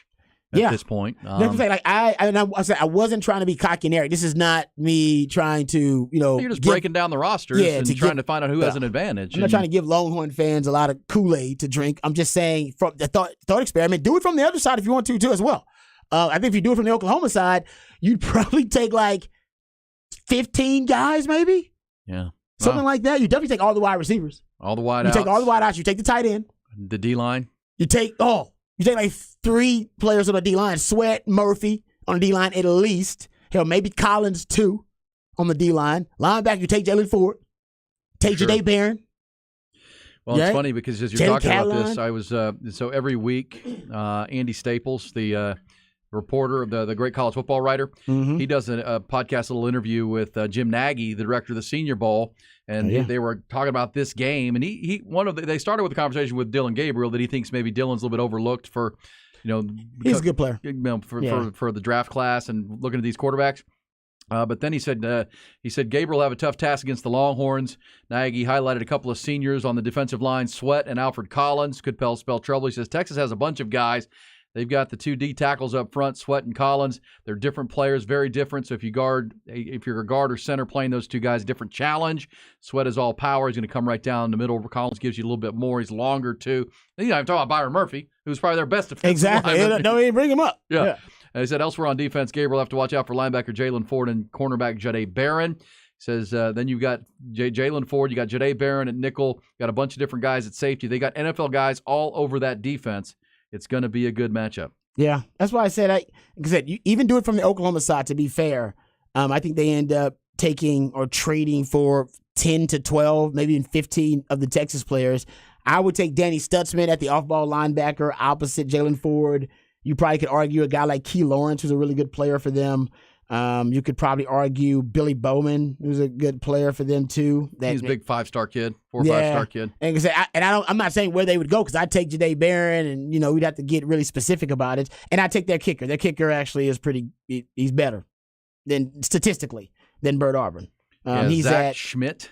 Schmidt is their kicker. He's at 86% field goal percentage. Zach Schmidt. He's kind of a stocky kid. Yeah. And he's made 29 out of 29 extra points. So yeah, he's a redshirt junior. So there you go. You take the kicker, and you take.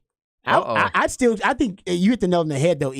For a Sark's system, Dylan Gabriel doesn't fit. I always say, picking a starting quarterback is like picking a significant other, the woman you marry or man, not the hottest woman you ever dated. They were the one that was most compatible with you.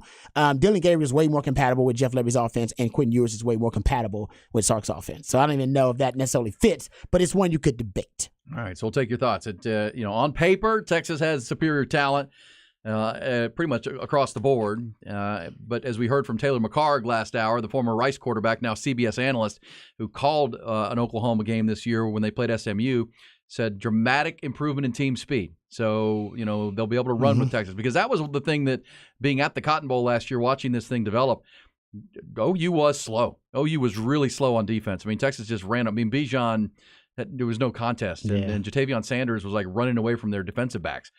They've upgraded that, but again, Texas is better than they were last year too. And this game was 49-0 a year ago. I don't know that it gets out of hand like that because I think Dylan Gabriel and they'll put some points on the board.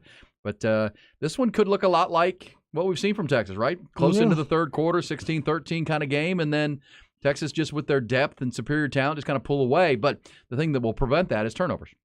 And turnovers will be big. Brett Venables coming up with some disguised coverages, things that surprise. You think you're in a man, all of a sudden you're in a zone and throw it out to the flat, and now you're in trouble, that kind of stuff. They lead the Big 12 in takeaways right now. They got 10 interceptions. That's a lot. That's a lot for your first 5 games. Yeah. Picks. I watched several of those against Cincinnati, and that Cincinnati quarterback's not very good. But hey, Sawyer Robertson wasn't that good. Yeah, I know. You ain't got 10 interceptions. No, that's true. That's true. So you played 3 backups. Where's my picks at? Yeah, where are my picks? Come on now. All right, we'll come back. There's Rod's rant. Good stuff. Who would you trade? How many? Run through it. Do it yourself. Let us know. Hit us on the text line, 512-447-3776. That's 512-447-3776. Come back more on the NFL. The folks in Vegas have their new Super Bowl odds out. There's one team rising and one team still on top. Details on that for the end of the hour. Fun round of Who Said That on this Tuesday. Texas OU, counting it down.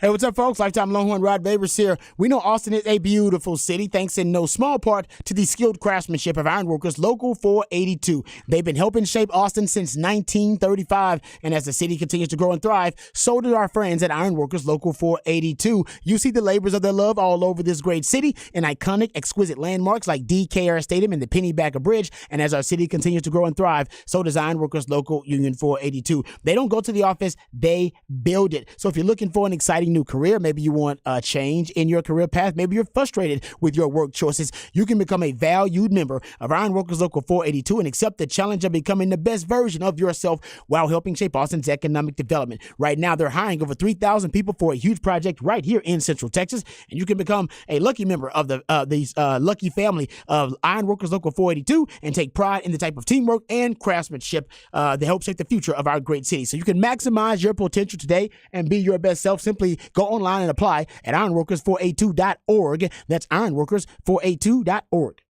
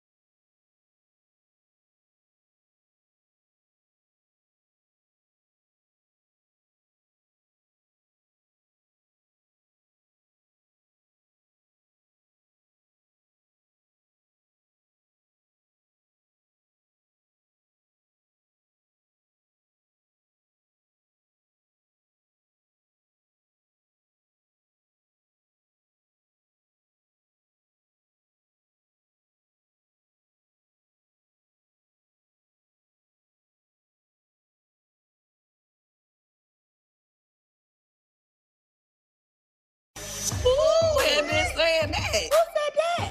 Who said that? Who said that?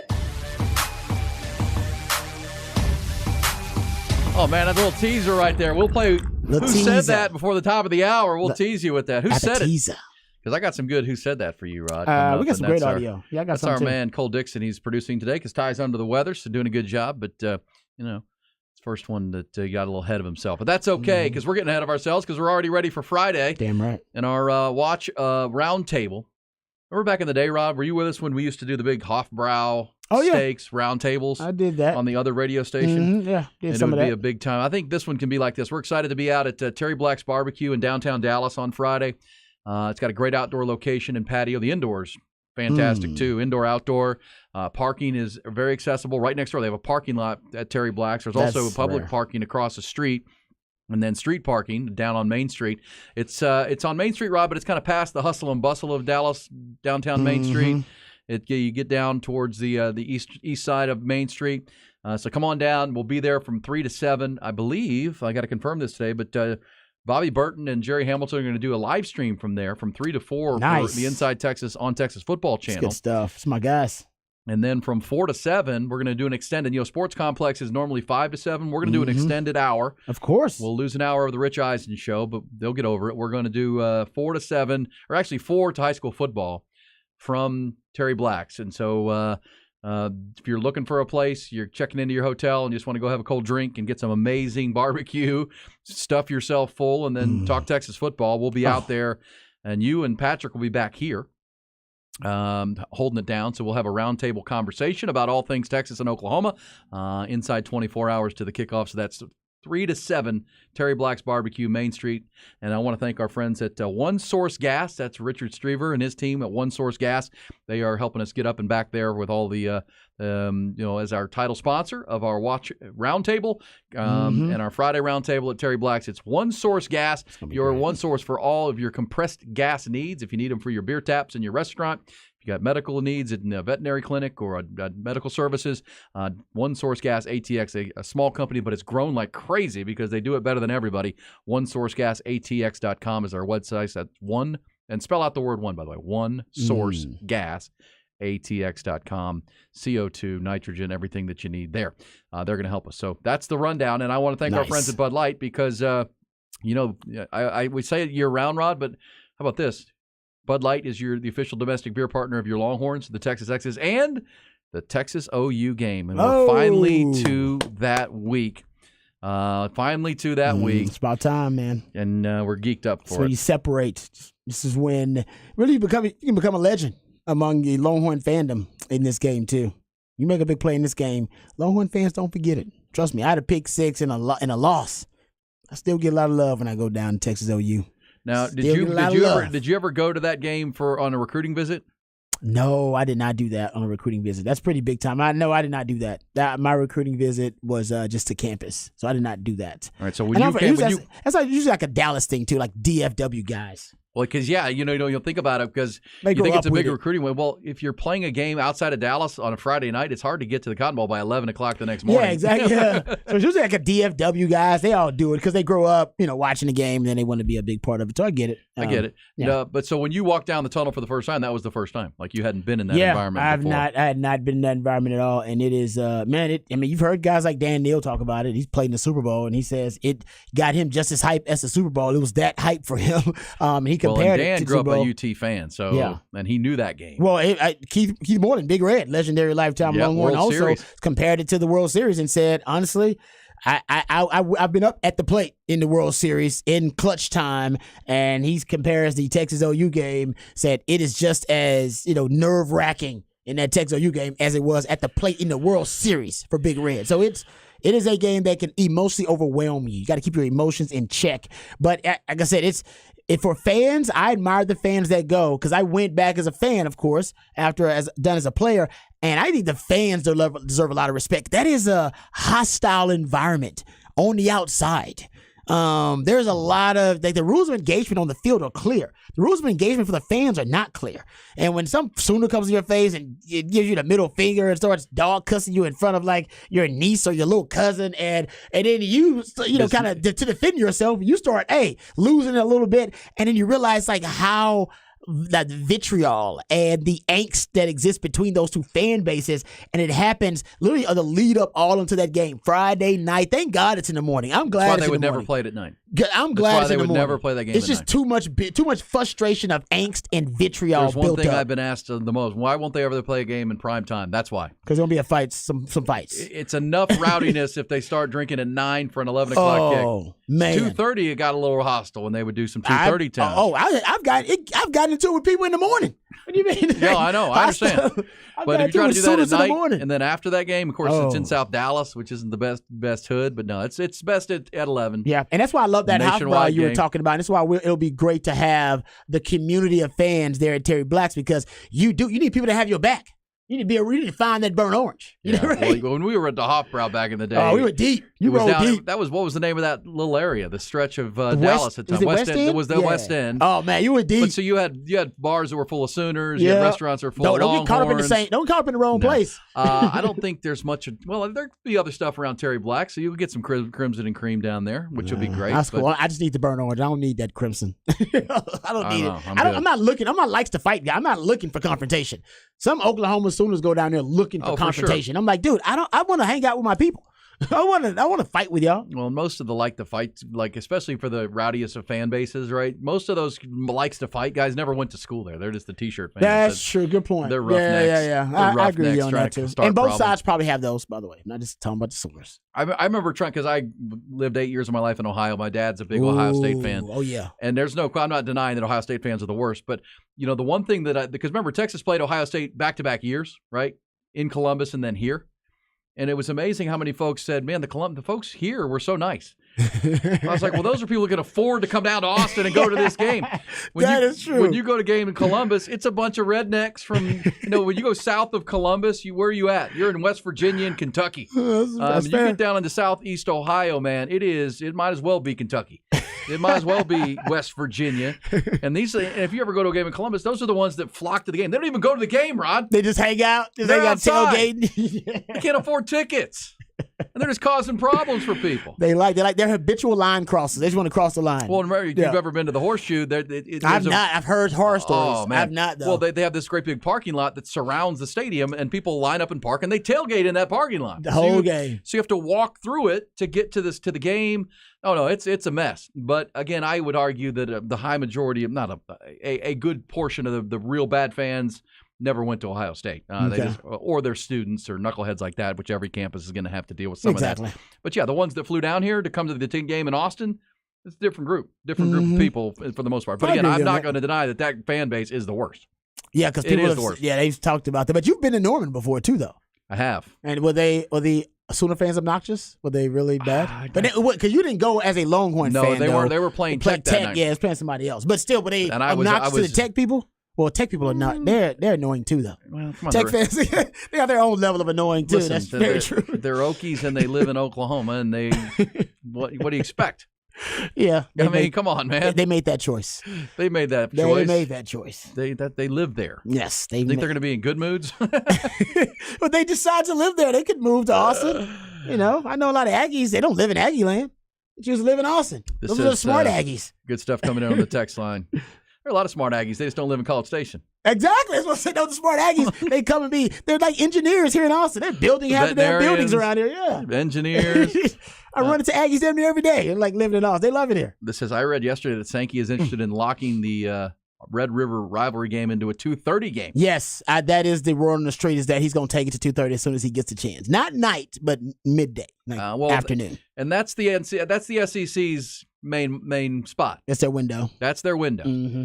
Obviously, Fox has made the big 11 o'clock noon kickoff in the East their big game. And this game, look, think about it, why it's been 11 o'clock for so long now.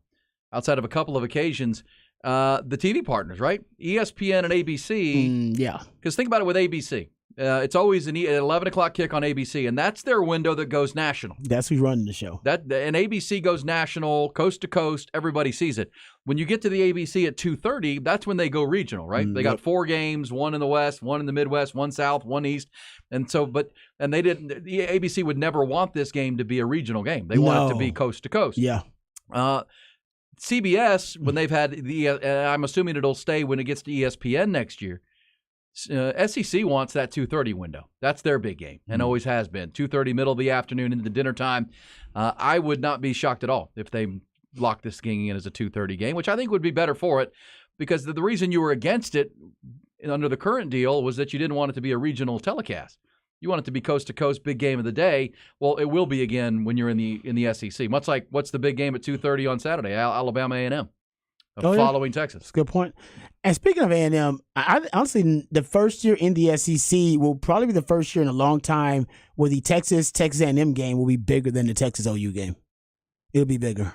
That's never really the case. Even when I was playing and I was competing against both rivals, Texas A&M was always the secondary rival. Well, I would say always when I was on the 40 acres, and since then it was the secondary rival. That's why it died off the way it did for the first time in a long time, just because of what Oklahoma's building, and it's taken them a little while. What A&M has done already, and the rekindling of the rivalry for the first time in probably 20-something years. That Texas A&M game will be bigger than the Texas OU game. It just will be. All right. Makes sense. Looking forward to Unless this. Oklahoma becomes some, juggernaut overnight, which I doubt. I don't know if that's going to happen. Yes, but I would see that being a 2:30. And you mentioned earlier the breaking news, and it was kind of a joke that I had about who's going to come. Greg Sankey, we both had Brett Yormark. I said Brett Yormark wouldn't go, and he's not going. That was my question, is because College Game Day's there, Pat McAfee, they're going to want to talk to the leadership. Mm-hmm. You broke it to me. Yormark's not going. He ain't going. His office is like 20 minutes away. Heather Dennis says he's not going. He said he'll catch Texas later. Like, when? Texas TCU, I guess. Hold on, you're not coming to the biggest game of the year in the Big 12, your conference? Yeah, but that's not his game anymore. That's not the Big 12's game anymore. Greg Sankey will be there. That's why you predicted he'd be there. He's going to be there because that's his game now. Walking up and down the sideline with his chest out. Like, oh man, this is now owned by the SEC, this environment. So now, hold up. So let's talk about the best all the best rivalries in football other than Ohio State and Michigan now. I mean, Notre Dame has got theirs too, but man, you got so many of those now monopolized by the SEC. Well, those all-time great rivals. Well, the SEC's already announced that their media days next July will be in Dallas. at the Omni Hotel, about 10 minutes from the Cotton Bowl. Smart move there. Good. Well, because they all want to recruit DFW. Oh, I know. All those schools. There's only one. They're already coming to Texas. Yeah, there's only one metro area in the country that produces NFL players at a rate better than DFW, and that's the Atlanta metro area. So yeah, and by the way, that's SEC country too. They usually do their media days there. They want to get some of that recruiting. They want to try to showcase them and young obviously bucks. now having Texas, Oklahoma, and A&M, it makes more sense. But notice how they never came to Dallas when it was just A&M. Yeah, that's true. That's insulting to the Aggies. Sorry, Aggies. That's all right. Just mentioning. Okay, this says, I've been going to the Texas OU game for 35 years, have never had a problem with Sooners. It's all in good fun. I've noticed that. And the thing about the Texas OU game, Rod, if you've been as a fan, it is mayhem. I mean, it's like herding cattle. I mean, you get stuck in some of these narrow walkways through the fair, and you're like shoulder to shoulder, and you kind of have to get along, or else it's going to be trying to go to the bathroom at the Cotton Bowl. I mean, you have to be patient, and you're going to bump into some Crimson. It's just going to happen when you're trying to get, because of course, as you're going into the main entrance at Fair Park and at this Cotton Bowl, you got these beer lines that are like 20 deep that are in the way of walking where you want to go. So it's a lot of cross traffic. It becomes madness. Most of the altercations I've seen don't happen on game day, actually. They happen Friday before. Friday night. They have the Friday night before. It's that night before where all the Sooners and the Longhorns are out and they're intermingling. On game day, everybody's trying to get where they're going. You got a tailgate you get into, you're trying to get to Corn Dog, get your State Fair food, and get into the stadium. And you're right, you got massive lines and everything. So really, there's no time for confrontation. That Friday night before, that's where I've seen fights. I've seen a lot of stuff. Hell, I've almost got into people with that Friday night before. And then that after. Because whoever wins the game owns the city for the night. And the loser needs to get the hell out of town. That's usually the way it works. Go back to your hotel and go to bed. Yeah, right. Do not be out here partying when you lost that damn game, because the city, that's to the winner. Right. To the victor go the spoils. And I've seen some altercations the night after the game or the night of that game, and because people are out there and they're outnumbered. There you Especially when they lose. Yeah. All right. Terry Black. Several people have let us know Terry Black's Barbecue is in a place called Deep Ellum, which is true. Yeah, the west side down on Main Street. You go through downtown and you can just stay on Main, but you're kind of north of 30 and other side of 75. And yeah, there are a lot of restaurants and bars around there too, so it'll be pretty cool. We'll be in Deep Ellum at 4 to 7, getting ready with Terry Black's Barbecue, brought to you by our friends at One Source Gas of Central Texas. Coming back with Who Said That on Hook 'em Up with Ian Rodby.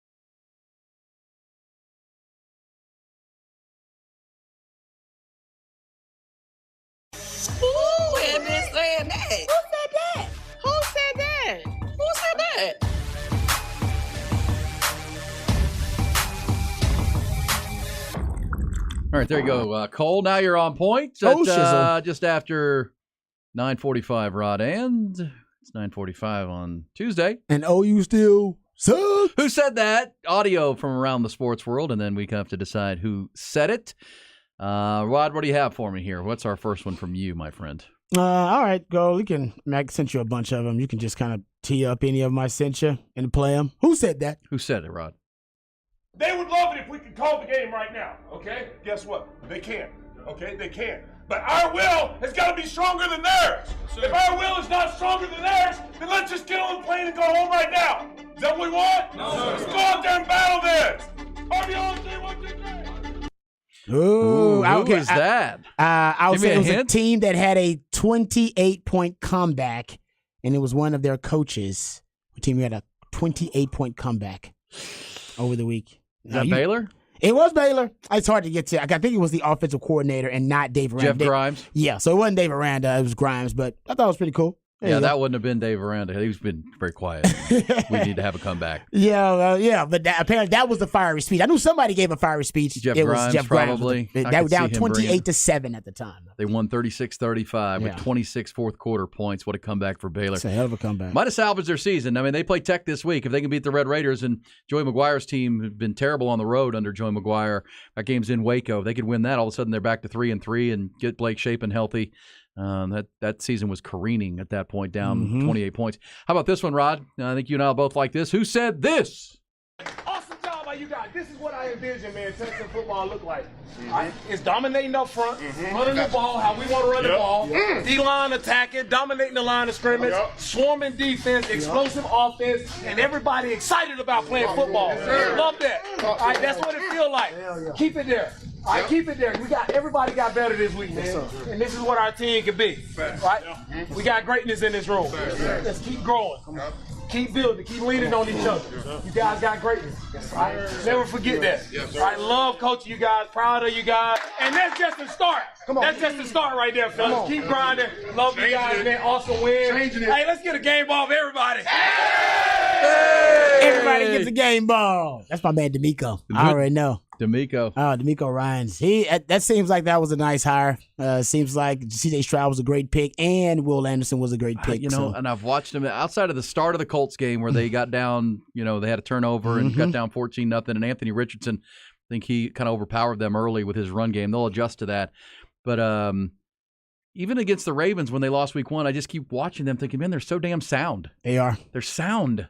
They are. It's Agreed. like this isn't the Texans where they're blowing coverages and they're out of position and they're just damn sound. And C.J. Stroud, they're not making big mistakes. And again, no turnovers in 4 games. No and interceptions. Record setting. If as you said, if they get healthy on the offensive line and that becomes a strength, not a weakness, this team could be a factor in the AFC South. It just could because the AFC South isn't good. I was going to say Jacksonville was supposed to dominate the division. That's not happening right now. They're not dominating the division.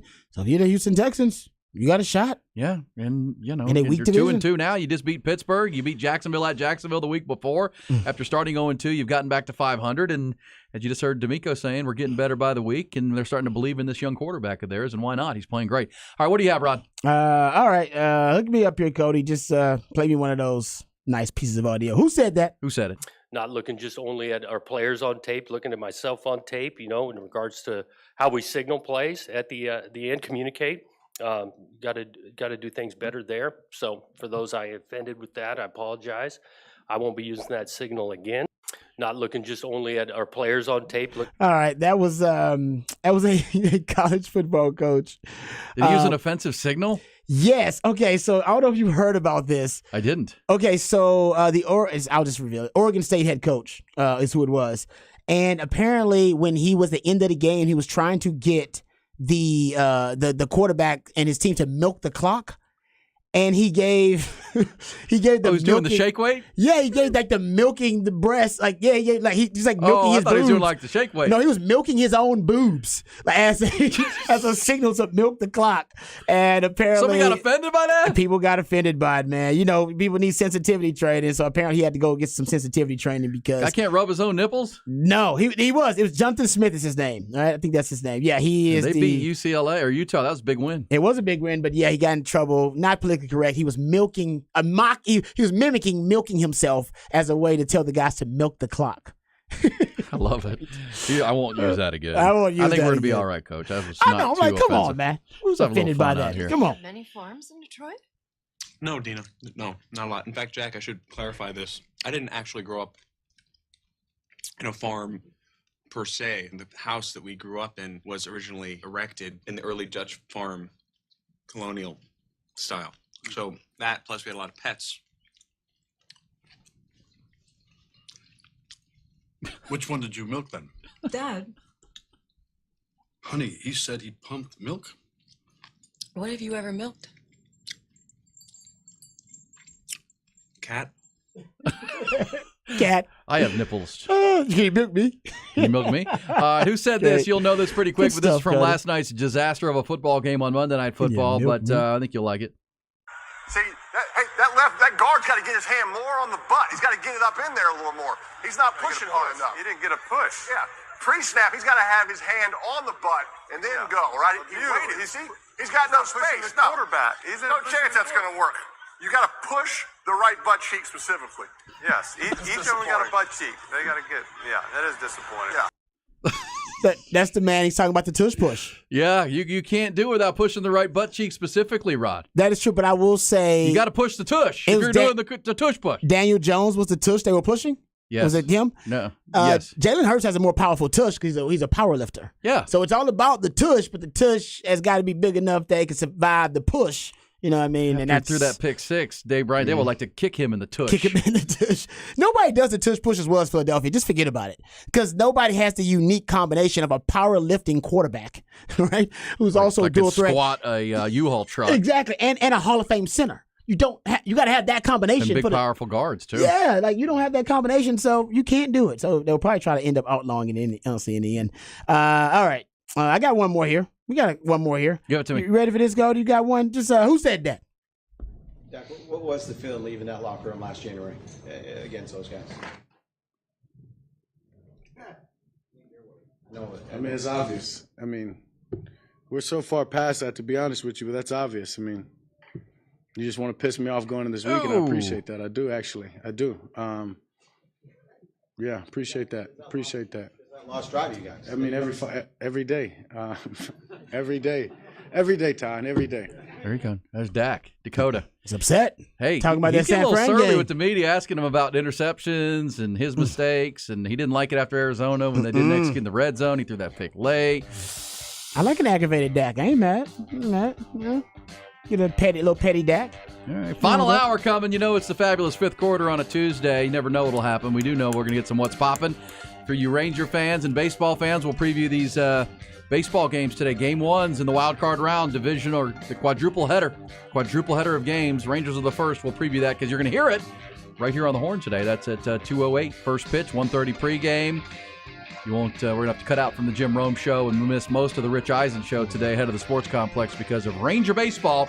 That will be the case tomorrow too, Rod. Rangers today and tomorrow, 2:08, and Rangers have to win one game to keep it alive, right? Or Rangers could sweep too. We'll preview. Coming back, hook 'em up. Ian Rod B. Fabulous fifth quarter on a Tuesday.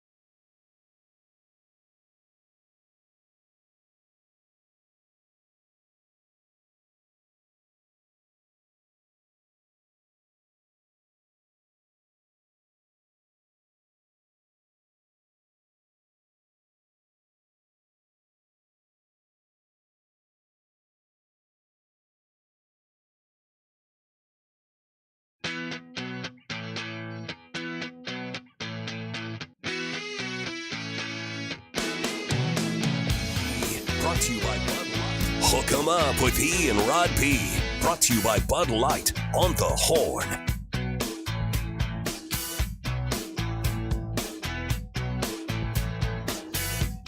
We're having a great Tuesday. We swing into the fabulous fifth hour, the fifth quarter. Never know. Rod is now for sure. He's going to jump in on this new show called Naked Attraction. Naked Attraction. I already wrote it down.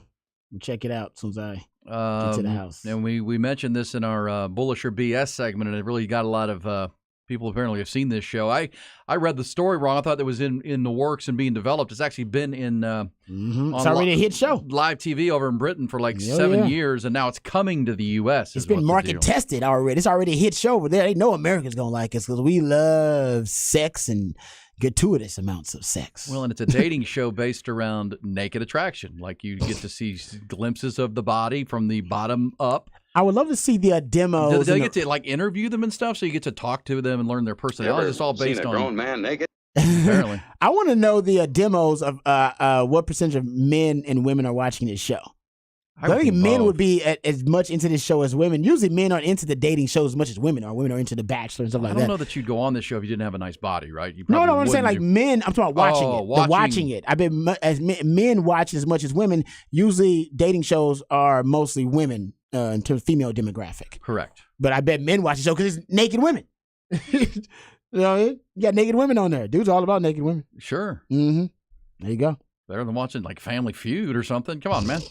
Naked Family Feud. Now that may be something that works out. That'd be shocking. And you can see over in Europe. I mean, it's just a nude body. It's not that big of a deal. There's no stigma to it. It's just some, just the human body. But they're all, like you said, they're in shape though. These are semi-attractive naked people. Not all it's naked not like people. Going to the nude beach or anything. Exactly. Not all naked is good naked. Yeah. Okay, we know this. Not all naked is good naked. Some naked is shockingly, appalling. Like, Since we're in the fabulous fifth quarter, I will ask you, if you went on this show, Rod, you would not because you're married with a child and you would not do this. But if you were single, Cole, you're a single guy.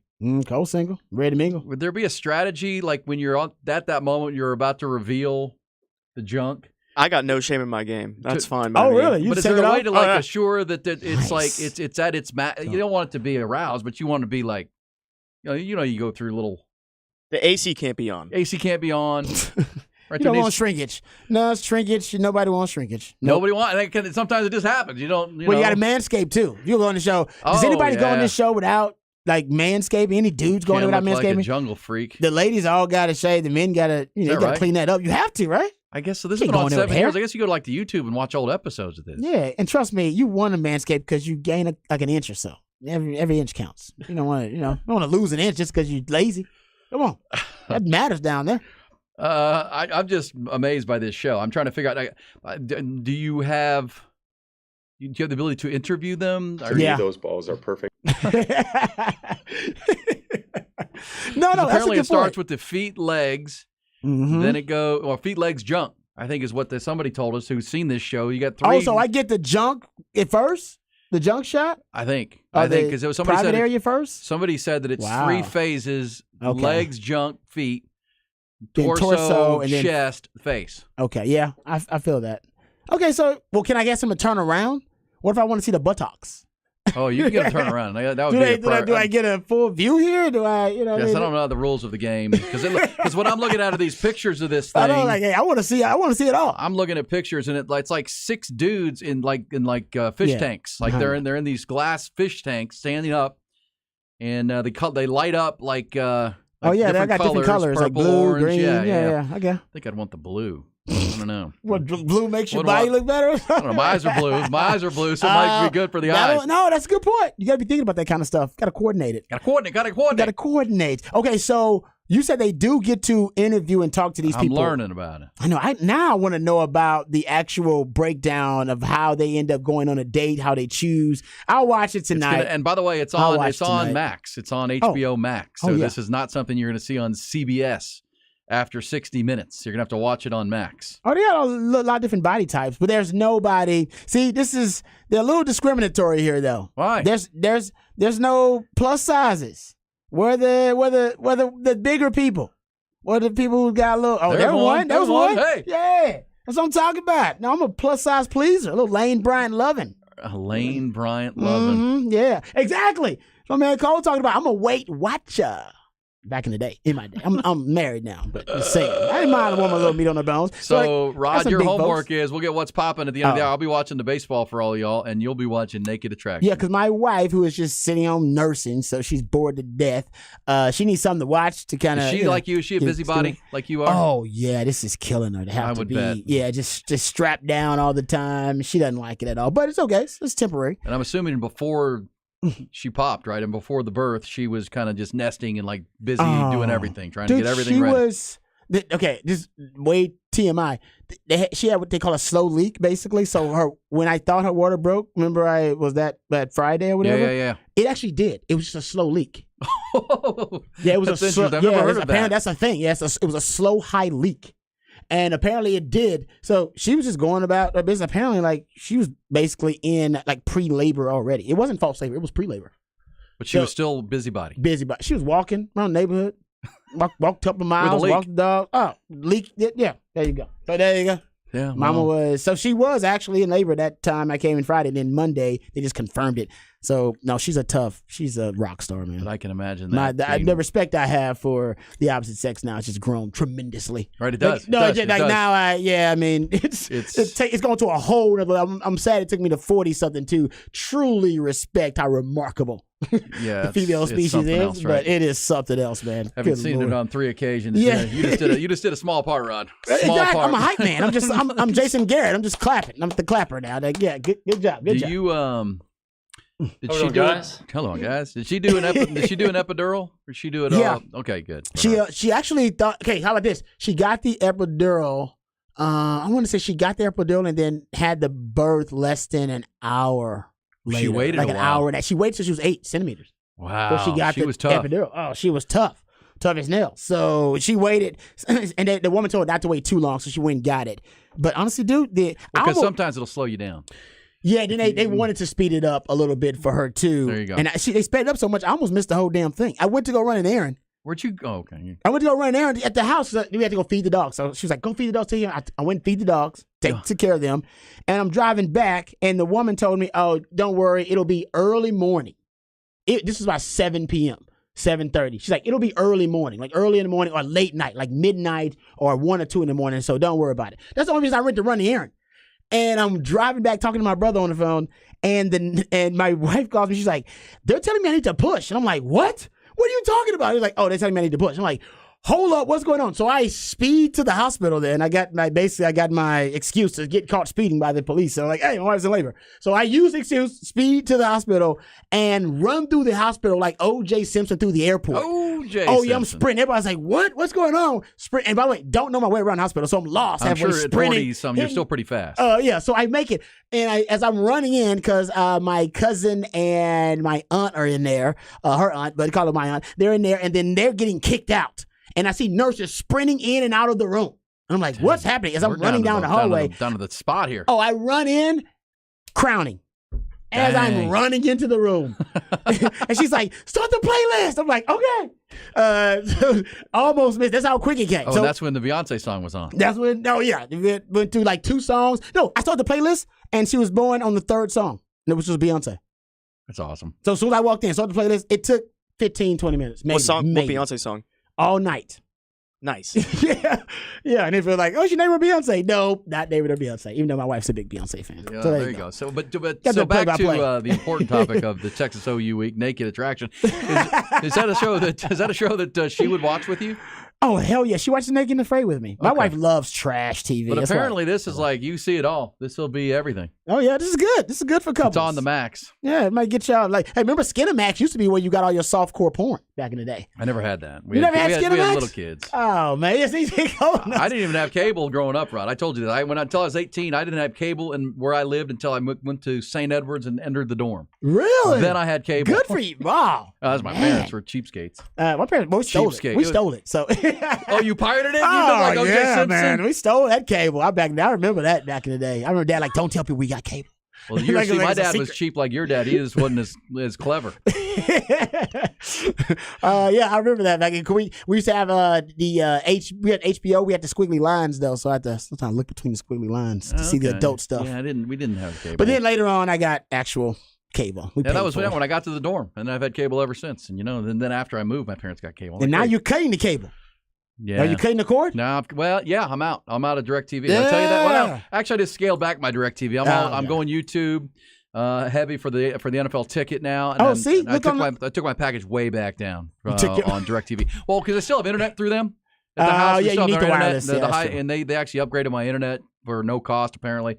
So I'm going to keep a low bill on DirecTV just to keep it, and then go YouTube. Someone says Naked Attraction is on YouTube, so there you go. You can watch it on YouTube. And yes, CB, that is one of my favorite softcore porns on Skinamax was The Hills Have Thighs. Yeah, There's a show called The Hills Have Thighs. Oh, yeah, The Hills Have Thighs. And The Devil Wears Nada. Also a good one. Kind of like Devil Wears Prada. The softcore porn names were so ridiculous. They were hilarious. The Devil Wears Nada. All right, Devil Wears Nada. Oh, man. All right, so we got Texas OU on the brain. We're getting ready for Cowboys Niners as well. Mentioned earlier that Jerry Jones was talking about his left tackle, Tyron Smith, who's missed 2 games. They're still iffy with him.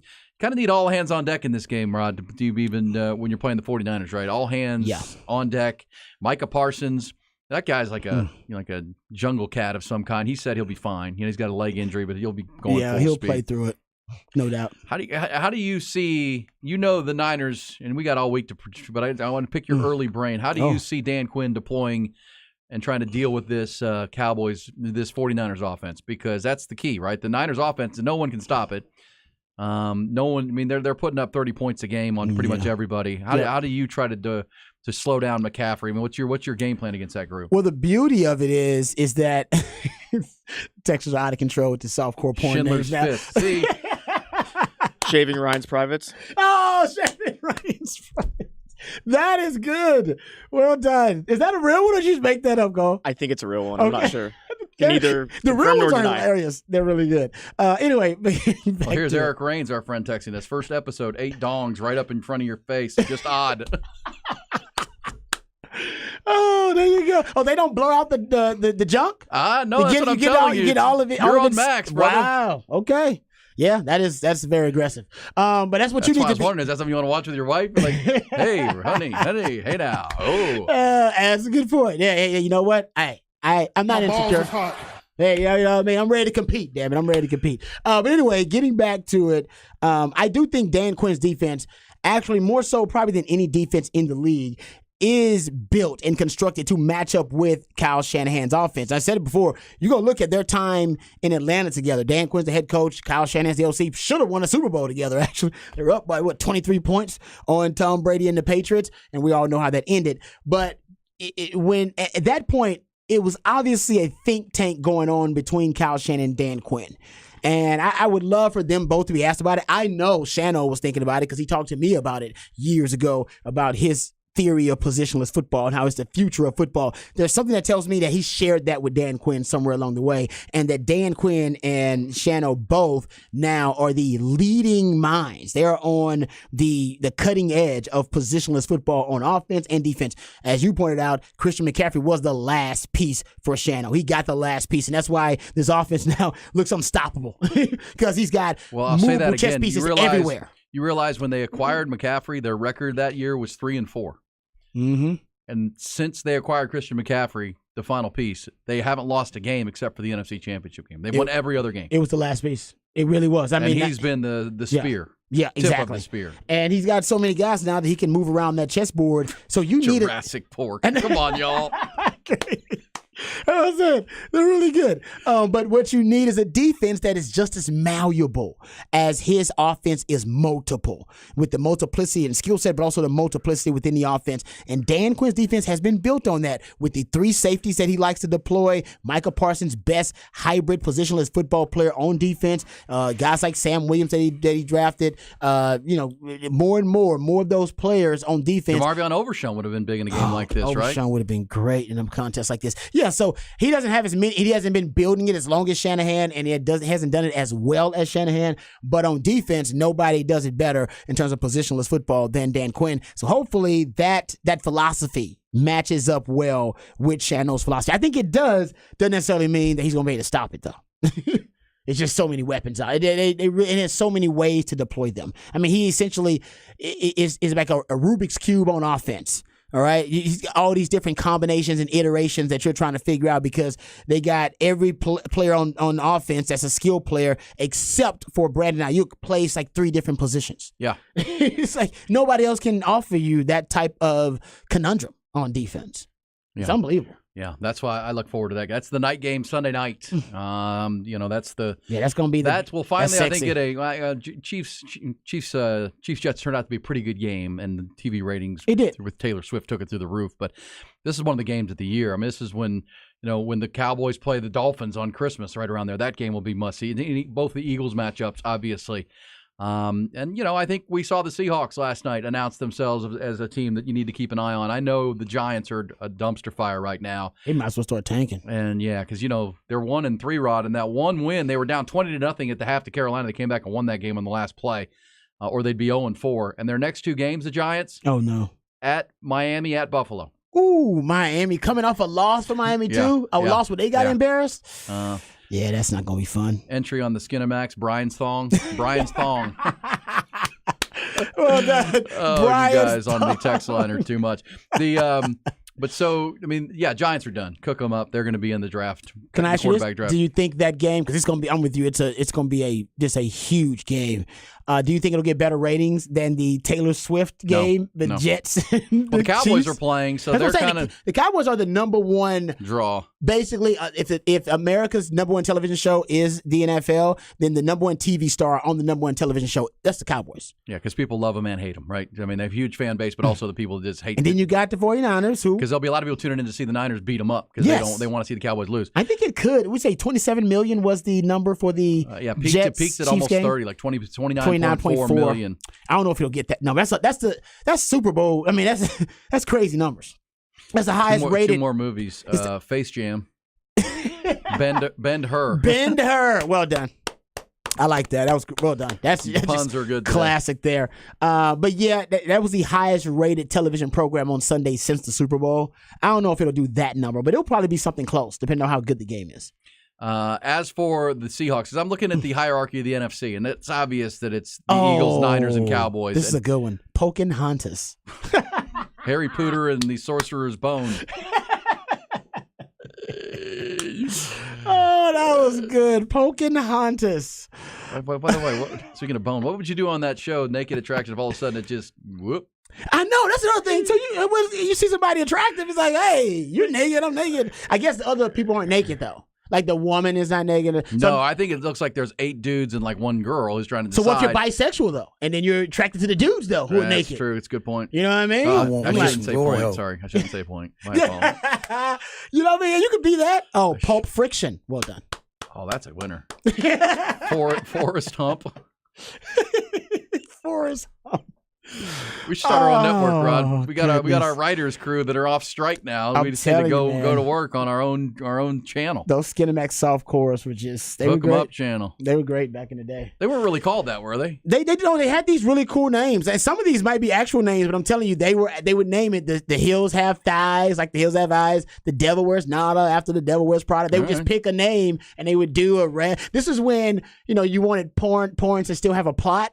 And a softcore has a plot, and you're like, oh, watch the plot. Now there's no plot to any of these things. They just shoot it. People just banging it out. But back in the day, we had a plot to it, right? They got into some adventures and there was a reason that you ended up banging out this person in a laundry room or whatever it was. The contestant does have to get naked too. That's according to Eric Reigns. Oh, that is good. I like that. Has Eric seen it? Apparently. Eric, apparently. How much is Eric watching? It's like episode 5. No, Eric 3 minutes in. Trust me, watch. Driving back to Salado and listening to our program. We appreciate that. Oh, man. Hey, Eric and the rest of you, we'll get some UT chatter coming up behind the burnt orange curtain, Texas and Oklahoma. Yes, we will. If you missed it earlier, we had a great conversation with Taylor McCarg, who played quarterback at Vista Ridge, played quarterback at Rice, and now works for CBS. He gave us a really good good Tuesday overview of Oklahoma because he called their game. Yeah, he called their game with SMU, and to this point, I'll say this again, Rod. This is what stands out about the Longhorns right now, and we'll get behind the burnt orange curtain. But the highest ranked team, if you go to D1 D1 rankings, all 133 teams. Highest ranked team that Oklahoma's played is SMU. Okay. They're 51. 51, decent team, below decent. SMU's 3-2 on the year. In the game they played Oklahoma, it was 14-11 to start the fourth quarter. Wow. At Norman. So it was a pretty good game. And Dylan Gabriel threw a couple touchdown passes in the fourth. Now, Texas has been 10-10 with Wyoming, but Wyoming, for example, is ranked 44 on that list. Kansas is 30, Alabama's 11. So Texas has played 3 teams that are 4-1 on the year and ranked higher than anybody that Oklahoma has played. That's impressive. It is. I mean, and that's the resume for Texas. I mean, Oklahoma's resume is garbage. The teams they played are 13-10. SMU's the highest rated. Iowa State, who might be the worst team in the Big 12, is on that list. As a matter of fact, D1 Rankings has Cincinnati ranked lower than Iowa State. Cincinnati, who they beat, are down 82. Tulsa's 100. Arkansas State is 118. So, Texas's opponents, the only team that doesn't have a winning record that Texas has beaten is Baylor, who are now 2-3 after their big win. I said that was a big win. They might, but they got Blake Shapen back though. Yeah, and that win was with Shapen. Yeah. What's their record with Shapen? I think they're 2 wins. 1-1 because they lost to Texas State, of course, to start the season. But I look at it and I just, I don't know what to make of them. I mean, the best offense they faced is Cincinnati's. The best defense they faced is SMU's. Mm-hmm. I don't know. This is and look, you have made the great point, and we'll do it again behind the burnt orange curtain coming up. And Taylor McCarg said it because I said, "What concerns you about Oklahoma if you're a Texas fan?" He said that they haven't played anybody. There's probably exotic coverages and things that they have that they haven't had to show. Yep. That they haven't had to use, and that's true. I mean, Texas. Had to use it all to beat Alabama, right? I mean but there's also the advantage, and we'll hear Sark say this coming up before we go behind the burnt orange curtain. Texas has that week of prep, right? They have that hype situation. Yeah, they've been in a big game already. They've been in that big game. These the center guys, of attention. Oklahoma's not been in a big game yet, and they have a lot of new players, right? They hit the portal. They got a lot of new guys who haven't played in this game. Heck, Dylan Gabriel didn't even get to play in this game last year because he was hurt. So, yes, Texas has faced that, college game day crowd, the hype, the pomp and circumstance, and especially for their young players. They've been there before, Oklahoma not. So we'll talk about all those angles all week long, getting you ready for Texas and Oklahoma. It's number 1. How about that, Rod? The first game that they meet as SEC members will be the 120th meeting. That's so this cool. is number 119. That's so cool. And hold on, what's the Texas A&M rivalry at in terms of meetings? I think they're at 119. Aren't they around 119 too? I will tell you on the other side. I think of this they're both around the same. That's kind of crazy. This says iron sharpening aluminum foil. That schedule. Indiana Jones and the Temple of Poon. Star Wars. Flesh dance. I like it. Tool of the Nile. Tool of the Nile. You guys are funny. You guys are very well clever. Done. Let's go behind the burnt orange curtain. Come back next. We'll do what's popping before the end of the hour.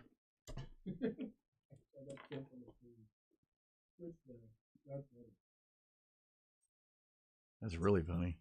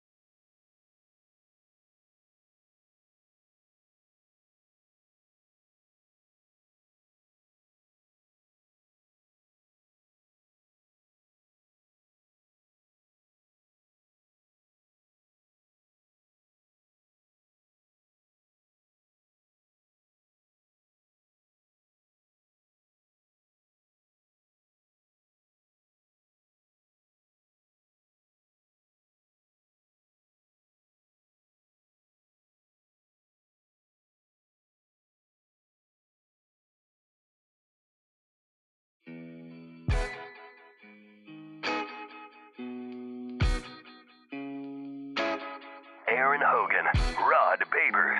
Austin, Texas Sports. The Horn.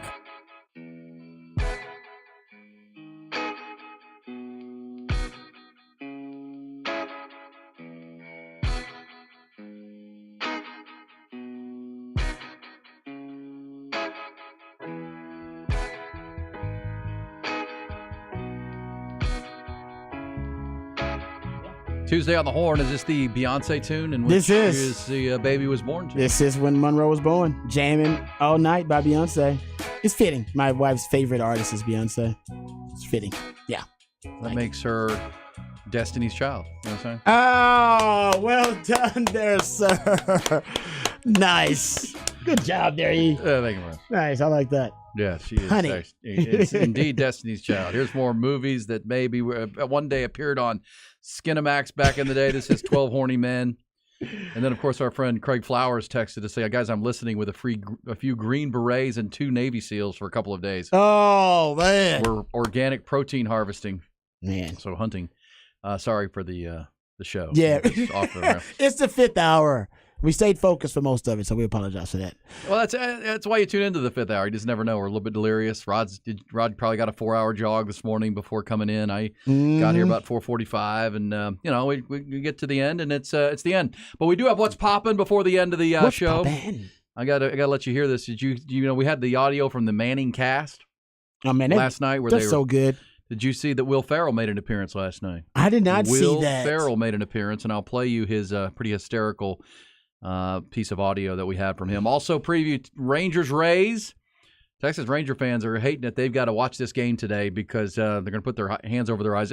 They should be watching today while like the Astros, but they couldn't win one more game in Seattle. Just one more game. Well, and again, it was a game Seattle didn't have to win. Seattle had nothing to gain by that game. That hard to believe, but that game went that way Sunday. That's all they had to do. Even if Astros, the Astros needed the Rangers to lose that game, which is what happened, which means they ended up in a dead flat tie, which put the Astros into the tiebreaker, and they are the ones with the division crown and watching. And, this is never fun. You get to best of 3 series, and you're going to the Rays, and, Rays are real good. Rays are a 99-win team. And Rangers just went 3-4 down the stretch. So we'll get some what's popping on that. Right now, let's talk some Texas football. Why? Because it's the Horn, and it's Texas OU week. Let's go behind the BOC. And they were all asking themselves the same question. What is behind that curtain? All right, Texas OU week, of course, and it is 10:31, and OU still sucks. Doesn't matter what time of day it is, what year it is, month, doesn't matter. Day, hey, whatever time it is, OU still sucking. That's all we know. But anyway, getting back to it. Let's hear from Steve Sarkisian. Even though they suck, they are improved. They are a better football team. Here's Steve Sarkisian talking about the improvement of the Oklahoma Sooners. Is it going to be harder to embrace the hate this week, or will you hate them as much as ever? I don't know. We embrace it because they're supposed to hate us. I don't know. At the end of the day, at the end of the day, this is it's a great rivalry, right? And I don't think there's a whole lot of love lost between the fan bases, between the ex-players, the ex-coaches.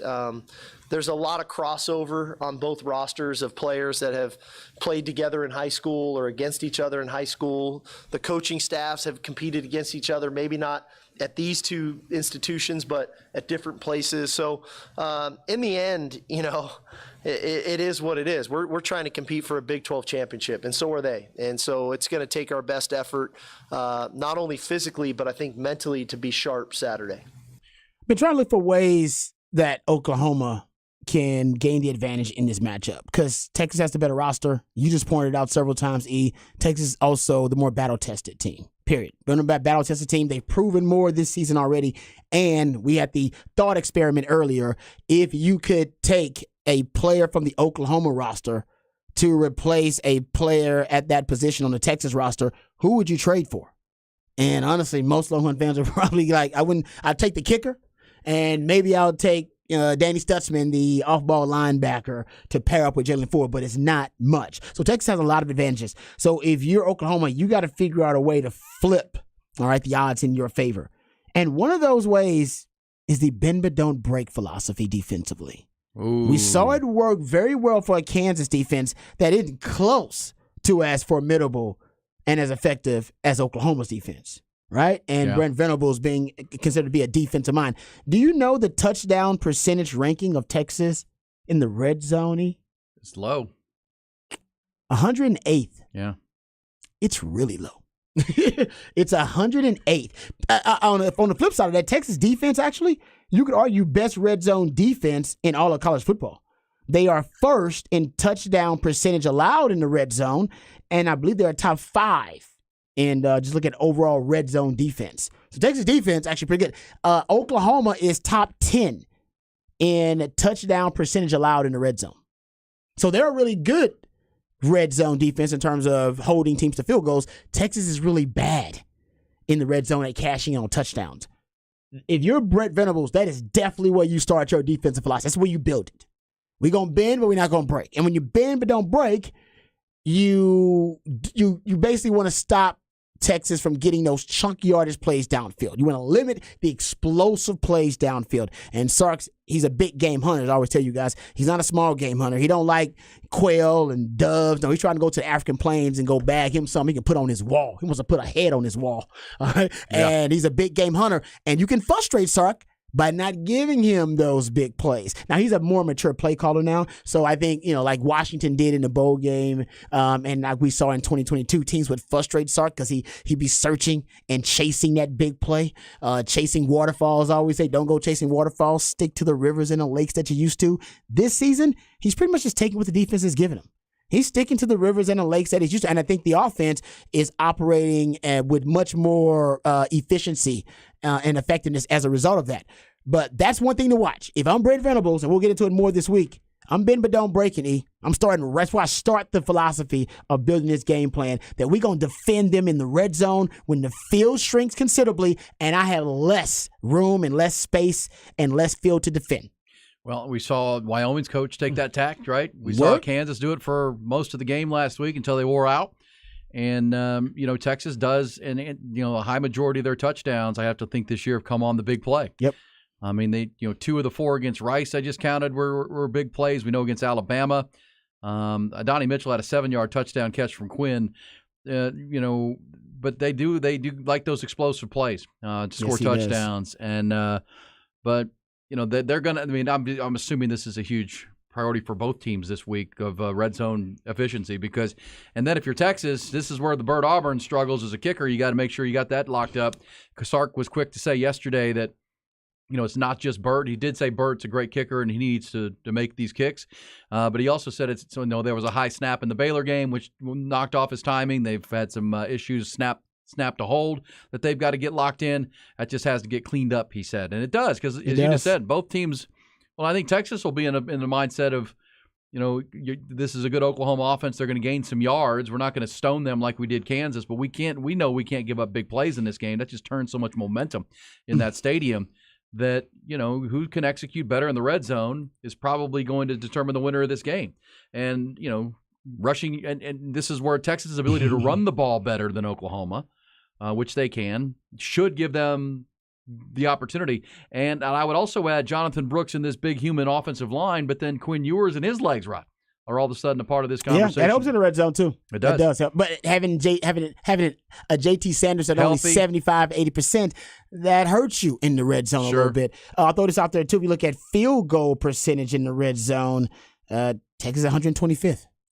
So where you want to play Texas defensively, or you're a defense going up against an offense, you want them in the red zone. Yeah. All right, that's because you have less field to defend, which means it's easier to defend all those weapons in that short space because your defenders can rally. The windows are tighter for a Quinn Ewers to throw to, and I think it's easier to defend even the run game because Sark's run game, a lot of it's based on pre-snap movements, motions, and shifts. He's trying to stress you horizontally, a lot of misdirection. There's less of that. In the red zone, let's you get to play defend the red DB. zone. I mean, the end line is your defender, right?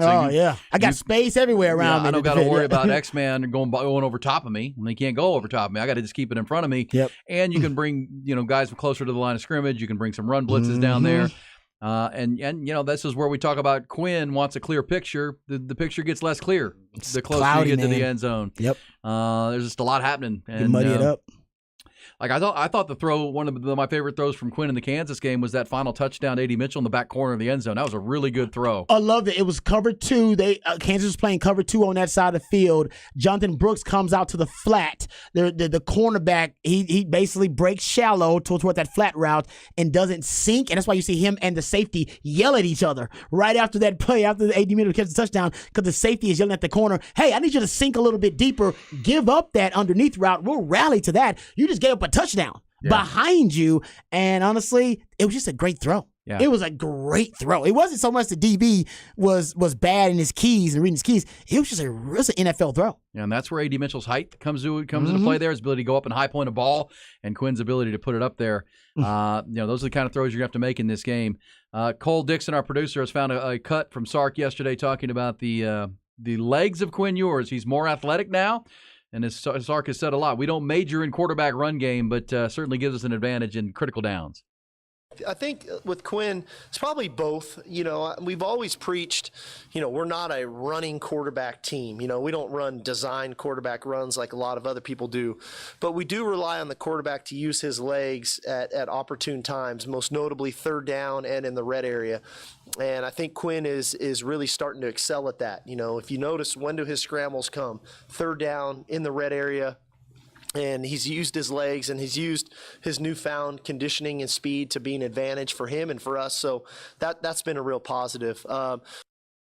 Yeah, no, I agree with that, because now, in addition to allocating resources to stop all the weapons that Texas has now, you got to think about, okay, you have to say discipline your pass rush lanes. The defense, I need you to stay at home here. I need a spy in certain situations, and that's not something you had to worry about with Quinn before. Real quick, just throwing this out there before we get done with Behind the Burns Curtain. I know people are concerned about the deep ball. I brought this up earlier and talked about it. Texas right now allowing a third of their deep ball to be completed defensively. That's not bad. That's actually close to average, guys. That's actually really close to average. Problem with that is Oklahoma is way above average at completing the deep ball, and Texas hasn't faced a really good quarterback yet. That's what Dillon Gabriel is, and he's really accurate, especially on his deep balls. His deep ball accuracy closer to hovering around 60%. That's crazy. That is freakish numbers, considering the average, like I said, is closer to 30-35%, and he's averaging 24 yards per attempt on those deep throws. Against Iowa State, he was 4 of 7 on passes 20 yards or more down the field, 183 yards, 2 touchdowns. So he's actually getting better. They don't have elite all-star receivers, but they do have speed on the outside, including Brennan Thompson, who is a track star / football player here at Texas, who transferred to Oklahoma. So yes, they will throw the deep ball. They will throw it early. They will throw it often. And Texas, right now, they know that teams are attacking Ryan Watts with the deep ball, and they're attacking their safeties with the deep ball. If I was Texas, I would shorten and tighten up the rotations at safety, mostly just use Jalen Catalon, Jaron Thompson, and Derek Williams instead of Taft and Keaton Crawford. Also, more of Malik Muhammad at corner. He's a better coverage corner, has better technique at the line of scrimmage, playing press, and he's a ball hawk. I wouldn't play him early because young players don't respond early to that really emotionally charged environment like Texas OU, but later on in the contest, late in the first quarter, second quarter, he started mixing in some Gavin Holmes and some Malik Muhammad. I think those guys hold up better against teams trying to exploit them with the deep ball than Ryan Watts does. He just doesn't have the foot speed. That's one way to fix it. And I think the other way is keep your two safeties deep, I should say, and then you would deter Dillon Gabriel from throwing that deep ball initially. I think you can come up and be relate and rally to the run game of Oklahoma. You can play with a lighter box. You got the best D-line potentially in the country, definitely the best in the Big 12. You got one of the best linebackers in the country. You can play with just those guys in the box. Just because you got 6 guys in the box doesn't mean there are only 6 guys in the fit. You can use Jalen Catalon to come down and wreak havoc in the run game. So that's what I would do. They're only averaging less than 4 yards per carry in the run game. Oklahoma's run game doesn't scare me. Yeah, the numbers would tell you it shouldn't. And even Taylor McCarg told us earlier this morning that it's a rotation of running backs. They don't have that bell cow guy. Yep. Like the Longhorns have found in Jonathan Brooks, who Big 12 Player of the Week offensively, and he's ready to get that ball, man. It'd be a big part of this game. We'll see who it is for Oklahoma coming up, but we know who runs the ball in this game typically wins. There's good stuff right there behind the BOC, and that's the kind of stuff you're going to get every show all the way to Saturday morning on our pregame with Rod, breaking it down from all the angles. You'll be the expert in the Cotton Bowl. For sure. You listen to this show every day. Shizzle, man. Locking it in. That's Bend But Don't Break. Who wins the red zone? What do the Longhorns do to counter the red zone? And Bert Auburn's got to make his field goals. That's pretty safe to say. We come back. We'll hit some what's poppin', including that Will Ferrell appearance on the Manning cast last night. Pretty funny stuff. Coming back.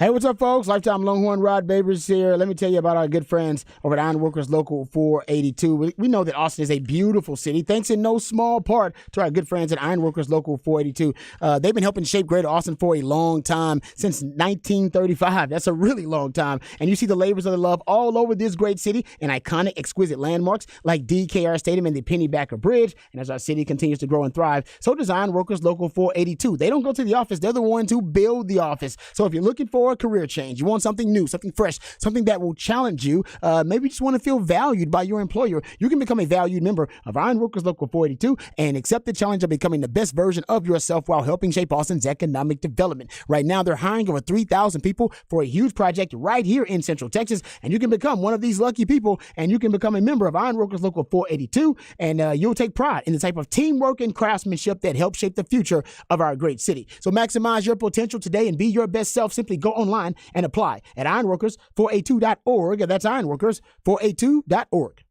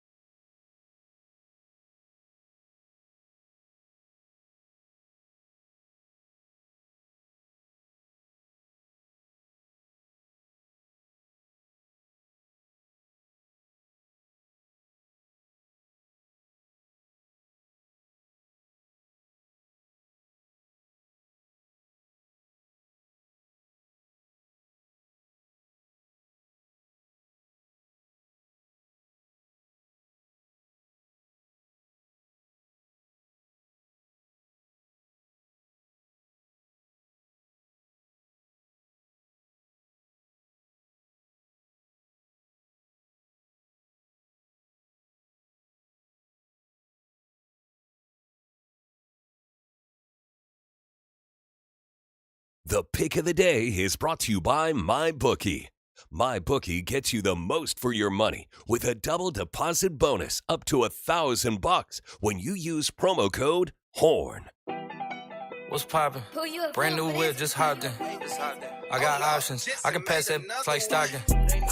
Just joshing. I'm spending this holiday locked in. My body got What's rid of them popping? toxins. The Seattle Seahawks were popping last night on Monday Night Football. How about 11 sacks? 11 sacks. 11 sacks. Like what? 2 by a Nickelback. Not the bad band Nickelback. No, Devon Witherspoon, the star. That's right. I mean, that young man, he is on his way to being a star. I'm telling you, I might do something about this later on. The young DBs in the NFL have never been better. Think about it. Sauce Gardner, Surtain, J.C. Horn, hell, Deron Bland. You know what I mean? The young DBs, and this is another one, Devon Witherspoon. Hell, the Christian Gonzalez, the Patriots DB, he's killing it, right? He's playing at an all-pro level right now. Yes. The DBs have never been better in the NFL, and I think it's a big part of why scoring is down in the NFL right now. Scoring was down last year, and it's down again this year to start. The NFL won't tell you that because they don't like talking about it. Because they want scoring to be up because all the rules have been made advantageous to the offense, and everything is all about offense. But the defenses have now started to evolve. And now, how about this? Teams averaging fewer than 17 points per game through the first 4 games. 9 teams. 9 teams averaging fewer than 17 points per game through the first 4 games. It was 3 last year, E. I think that's a combination of what you're saying, the improved. Look, these defensive backs, just like the receivers grew up playing 7-on-7, these defensive backs grow up playing on 7-on-7. They get more reps. Man. Yeah. I also think there's some bad quarterback play in there and the bad offensive line play because of injuries and then just they don't hit as much. In the training camp rule, you're right, the new CBA. And so I think the line play, you see a lot of the preseason, the lack of preseason play. If you watch the Giants last night, they were wretched. 11 sacks where he was pressured 20 times. That's crazy. Every drop back. And we know what the Cowboys did to them in week 1. We know what the Niners did to them last week. I mean, the Giants are just dreck. So can I play this for you during the game because the game was so bad, 24-3. Giants have now played 2 unwatchable primetime games already this year with Daniel Jones. Man. It's bad. But Will Ferrell joined the Manning brothers on the Manning cast, and here was a little highlight of Will Ferrell. Meatloaf. On a scale of 1 to 10, is Eli's Will Ferrell impression a 1 or a 2? I'll say like a 1.1. Yeah, that's about right. Yeah. You rushed it a little bit.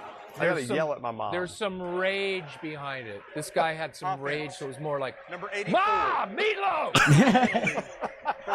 Like, I gotta hear the meatloaf! But a little more growl. Ma, meatloaf! Mom, meatloaf! Why did you drag it up? Ma! Why did you drag it out like that? Just bark like a southern draw thing. It's a Ma, southern draw, meatloaf! All right. All right, there you my go. mom's starting to come Do y'all down know here. what movie the Mom Meatloaf is from? That's Wedding Crashers. Well done. Wedding Crashers. Yeah. All-time scene right there. It's one of his great cameos, because he wasn't in the movie for long at all. He was on the movie. I was in it for like 3 scenes. He's like 3 or 4 scenes he's in the movie. And that's my favorite Will Ferrell is cameos and like shorter Oh, bursts. you Like know- when he's in for a whole movie. It's almost like you get to. It like, might be okay, too I'm done. much. I'm almost done. That's a good point. I agree with you on that. You know who else is great in? He hasn't done a lot of comedic cameos, but he might have done the greatest comedic cameo of all time potentially. Tom Cruise. Yep.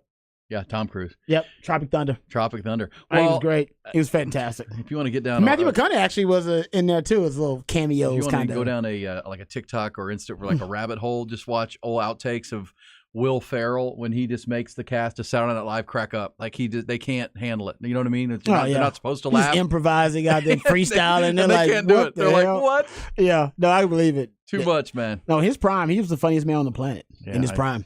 Now it's not so much. Nah, he's gotten a little older. Well, it happens to us all. Kids It's and everybody. everything. Exactly. It's like Eddie Murphy. When Eddie Murphy was the funniest damn dude, and then he had a bunch of kids. It's like, now I'm doing like donkey shows. Yeah, you gotta go family friendly. I shouldn't say donkey show. Like comedic cartoon donkeys. He is the donkey in Shrek, is what. Yeah, he was not down in the it's not valley doing Skinamax. donkey shows. It's not Skinamax. As soon as I said, I was like, oh no, Eddie Murphy was not doing donkey shows. It is the 5th hour. I'm gonna get. But I sued. know exactly what you're saying, though. There's a point where being the funniest man or funniest woman on the planet is fleeting. It's like being the fastest man on the planet. You're not gonna keep that title forever. You're gonna keep it for about 6 years, and then somebody else is gonna replace you. The one guy that had the staying power was Robin Williams, because Robin Williams never. You're seemed right. like he never grew up. Kind of stayed down a dark path, actually, too. Oh, for sure. Yeah. But that guy was one they really couldn't turn it off. Jim Carrey sometimes just can't turn it off. You know what I mean? Yeah, Jim Carrey. It's just, can't but turn it off. you know, like Steve Martin was the funniest guy when I was like a little kid, and then he gets old. They get old. They get old. He starts man. playing the banjo. Hey, Mom, can we get some meatloaf? Meatloaf. Go crash to the funerals. Oh, it's great thing. What do you have? What's popping, Rod? What is popping for you? You watching some Naked game Attraction. film and Naked Attraction. Naked tonight. Attraction is popping. I'm also, I'm going to watch Texas, Oklahoma. I'm going to watch Oklahoma for Texas, Yeah, Oklahoma. Go watch that SMU game with Taylor McCarg on the call and get that on YouTube. Yeah, I'm trying to watch that Iowa State game because a lot of people said Iowa State was able to run the ball on them, but they got down so much that the run game was non-existent. So I want to watch that. And also, they threw the ball deep against Iowa State a lot. Iowa State runs the 3 high.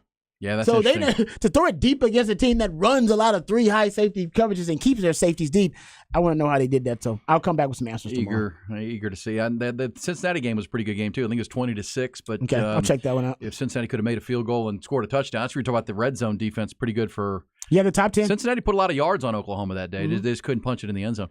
All right, so I'll be watching baseball today, 2:08. You'll be listening to the Rangers game. That'll be popping here today, 1:30 pregame. It's Rangers and Rays. Go Jordan Shizzle. Montgomery, he's been the best Ranger pitcher of late. They need him in a big spot here. Tyler Glasnow, the big, tall right-hander with the flowing locks, will pitch for the Rays today. 99-win Rays. Rangers won 90 ball games. That game is in St. Petersburg. Also at 3:30, so about an hour and a half later, the Blue Jays play the Twins. Oh, yeah. Kevin Gausman against Pedro Lopez there. Tonight, you got the 2 National League games, Diamondbacks and Brewers, Marlins and Phillies. By the way, if you're looking for TV on these, let's get these right. The Ranger-Rays game is on ABC. Big ABC, Rod. Big ABC. So all the old ladies will be mad because their soap operas will be just not on today. Are we taking the Rangers? Is that the pick? What's I the think pick? the pick's the Rays. The pick's the Rays? No run first inning. Favorite bet. Oh, is that yours? No run first inning. I like that, Cole. No run the first inning. Well, my favorite pick of the night would be the Phillies. I think the Phillies are going to win tonight. Hey, I like Zach Wheeler on the mound. If you really like them, go to my bookie and bet them right there. There you go. That's where you go.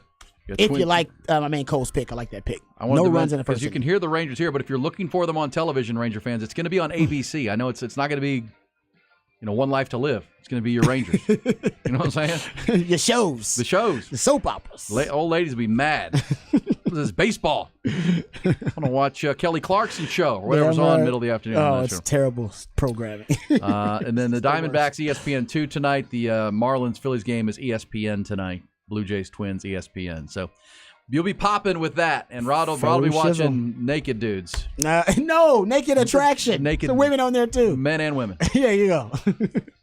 Don't come in here tomorrow saying dong ratings or anything like that. Just like a rear ends. sausage festival. Badonkadonks. Hey, Cole, thanks a lot, man. Thanks for pinch hitting. That was a great job. Great job, Well Cole. done by you. Well done, brother. Well done. Well done.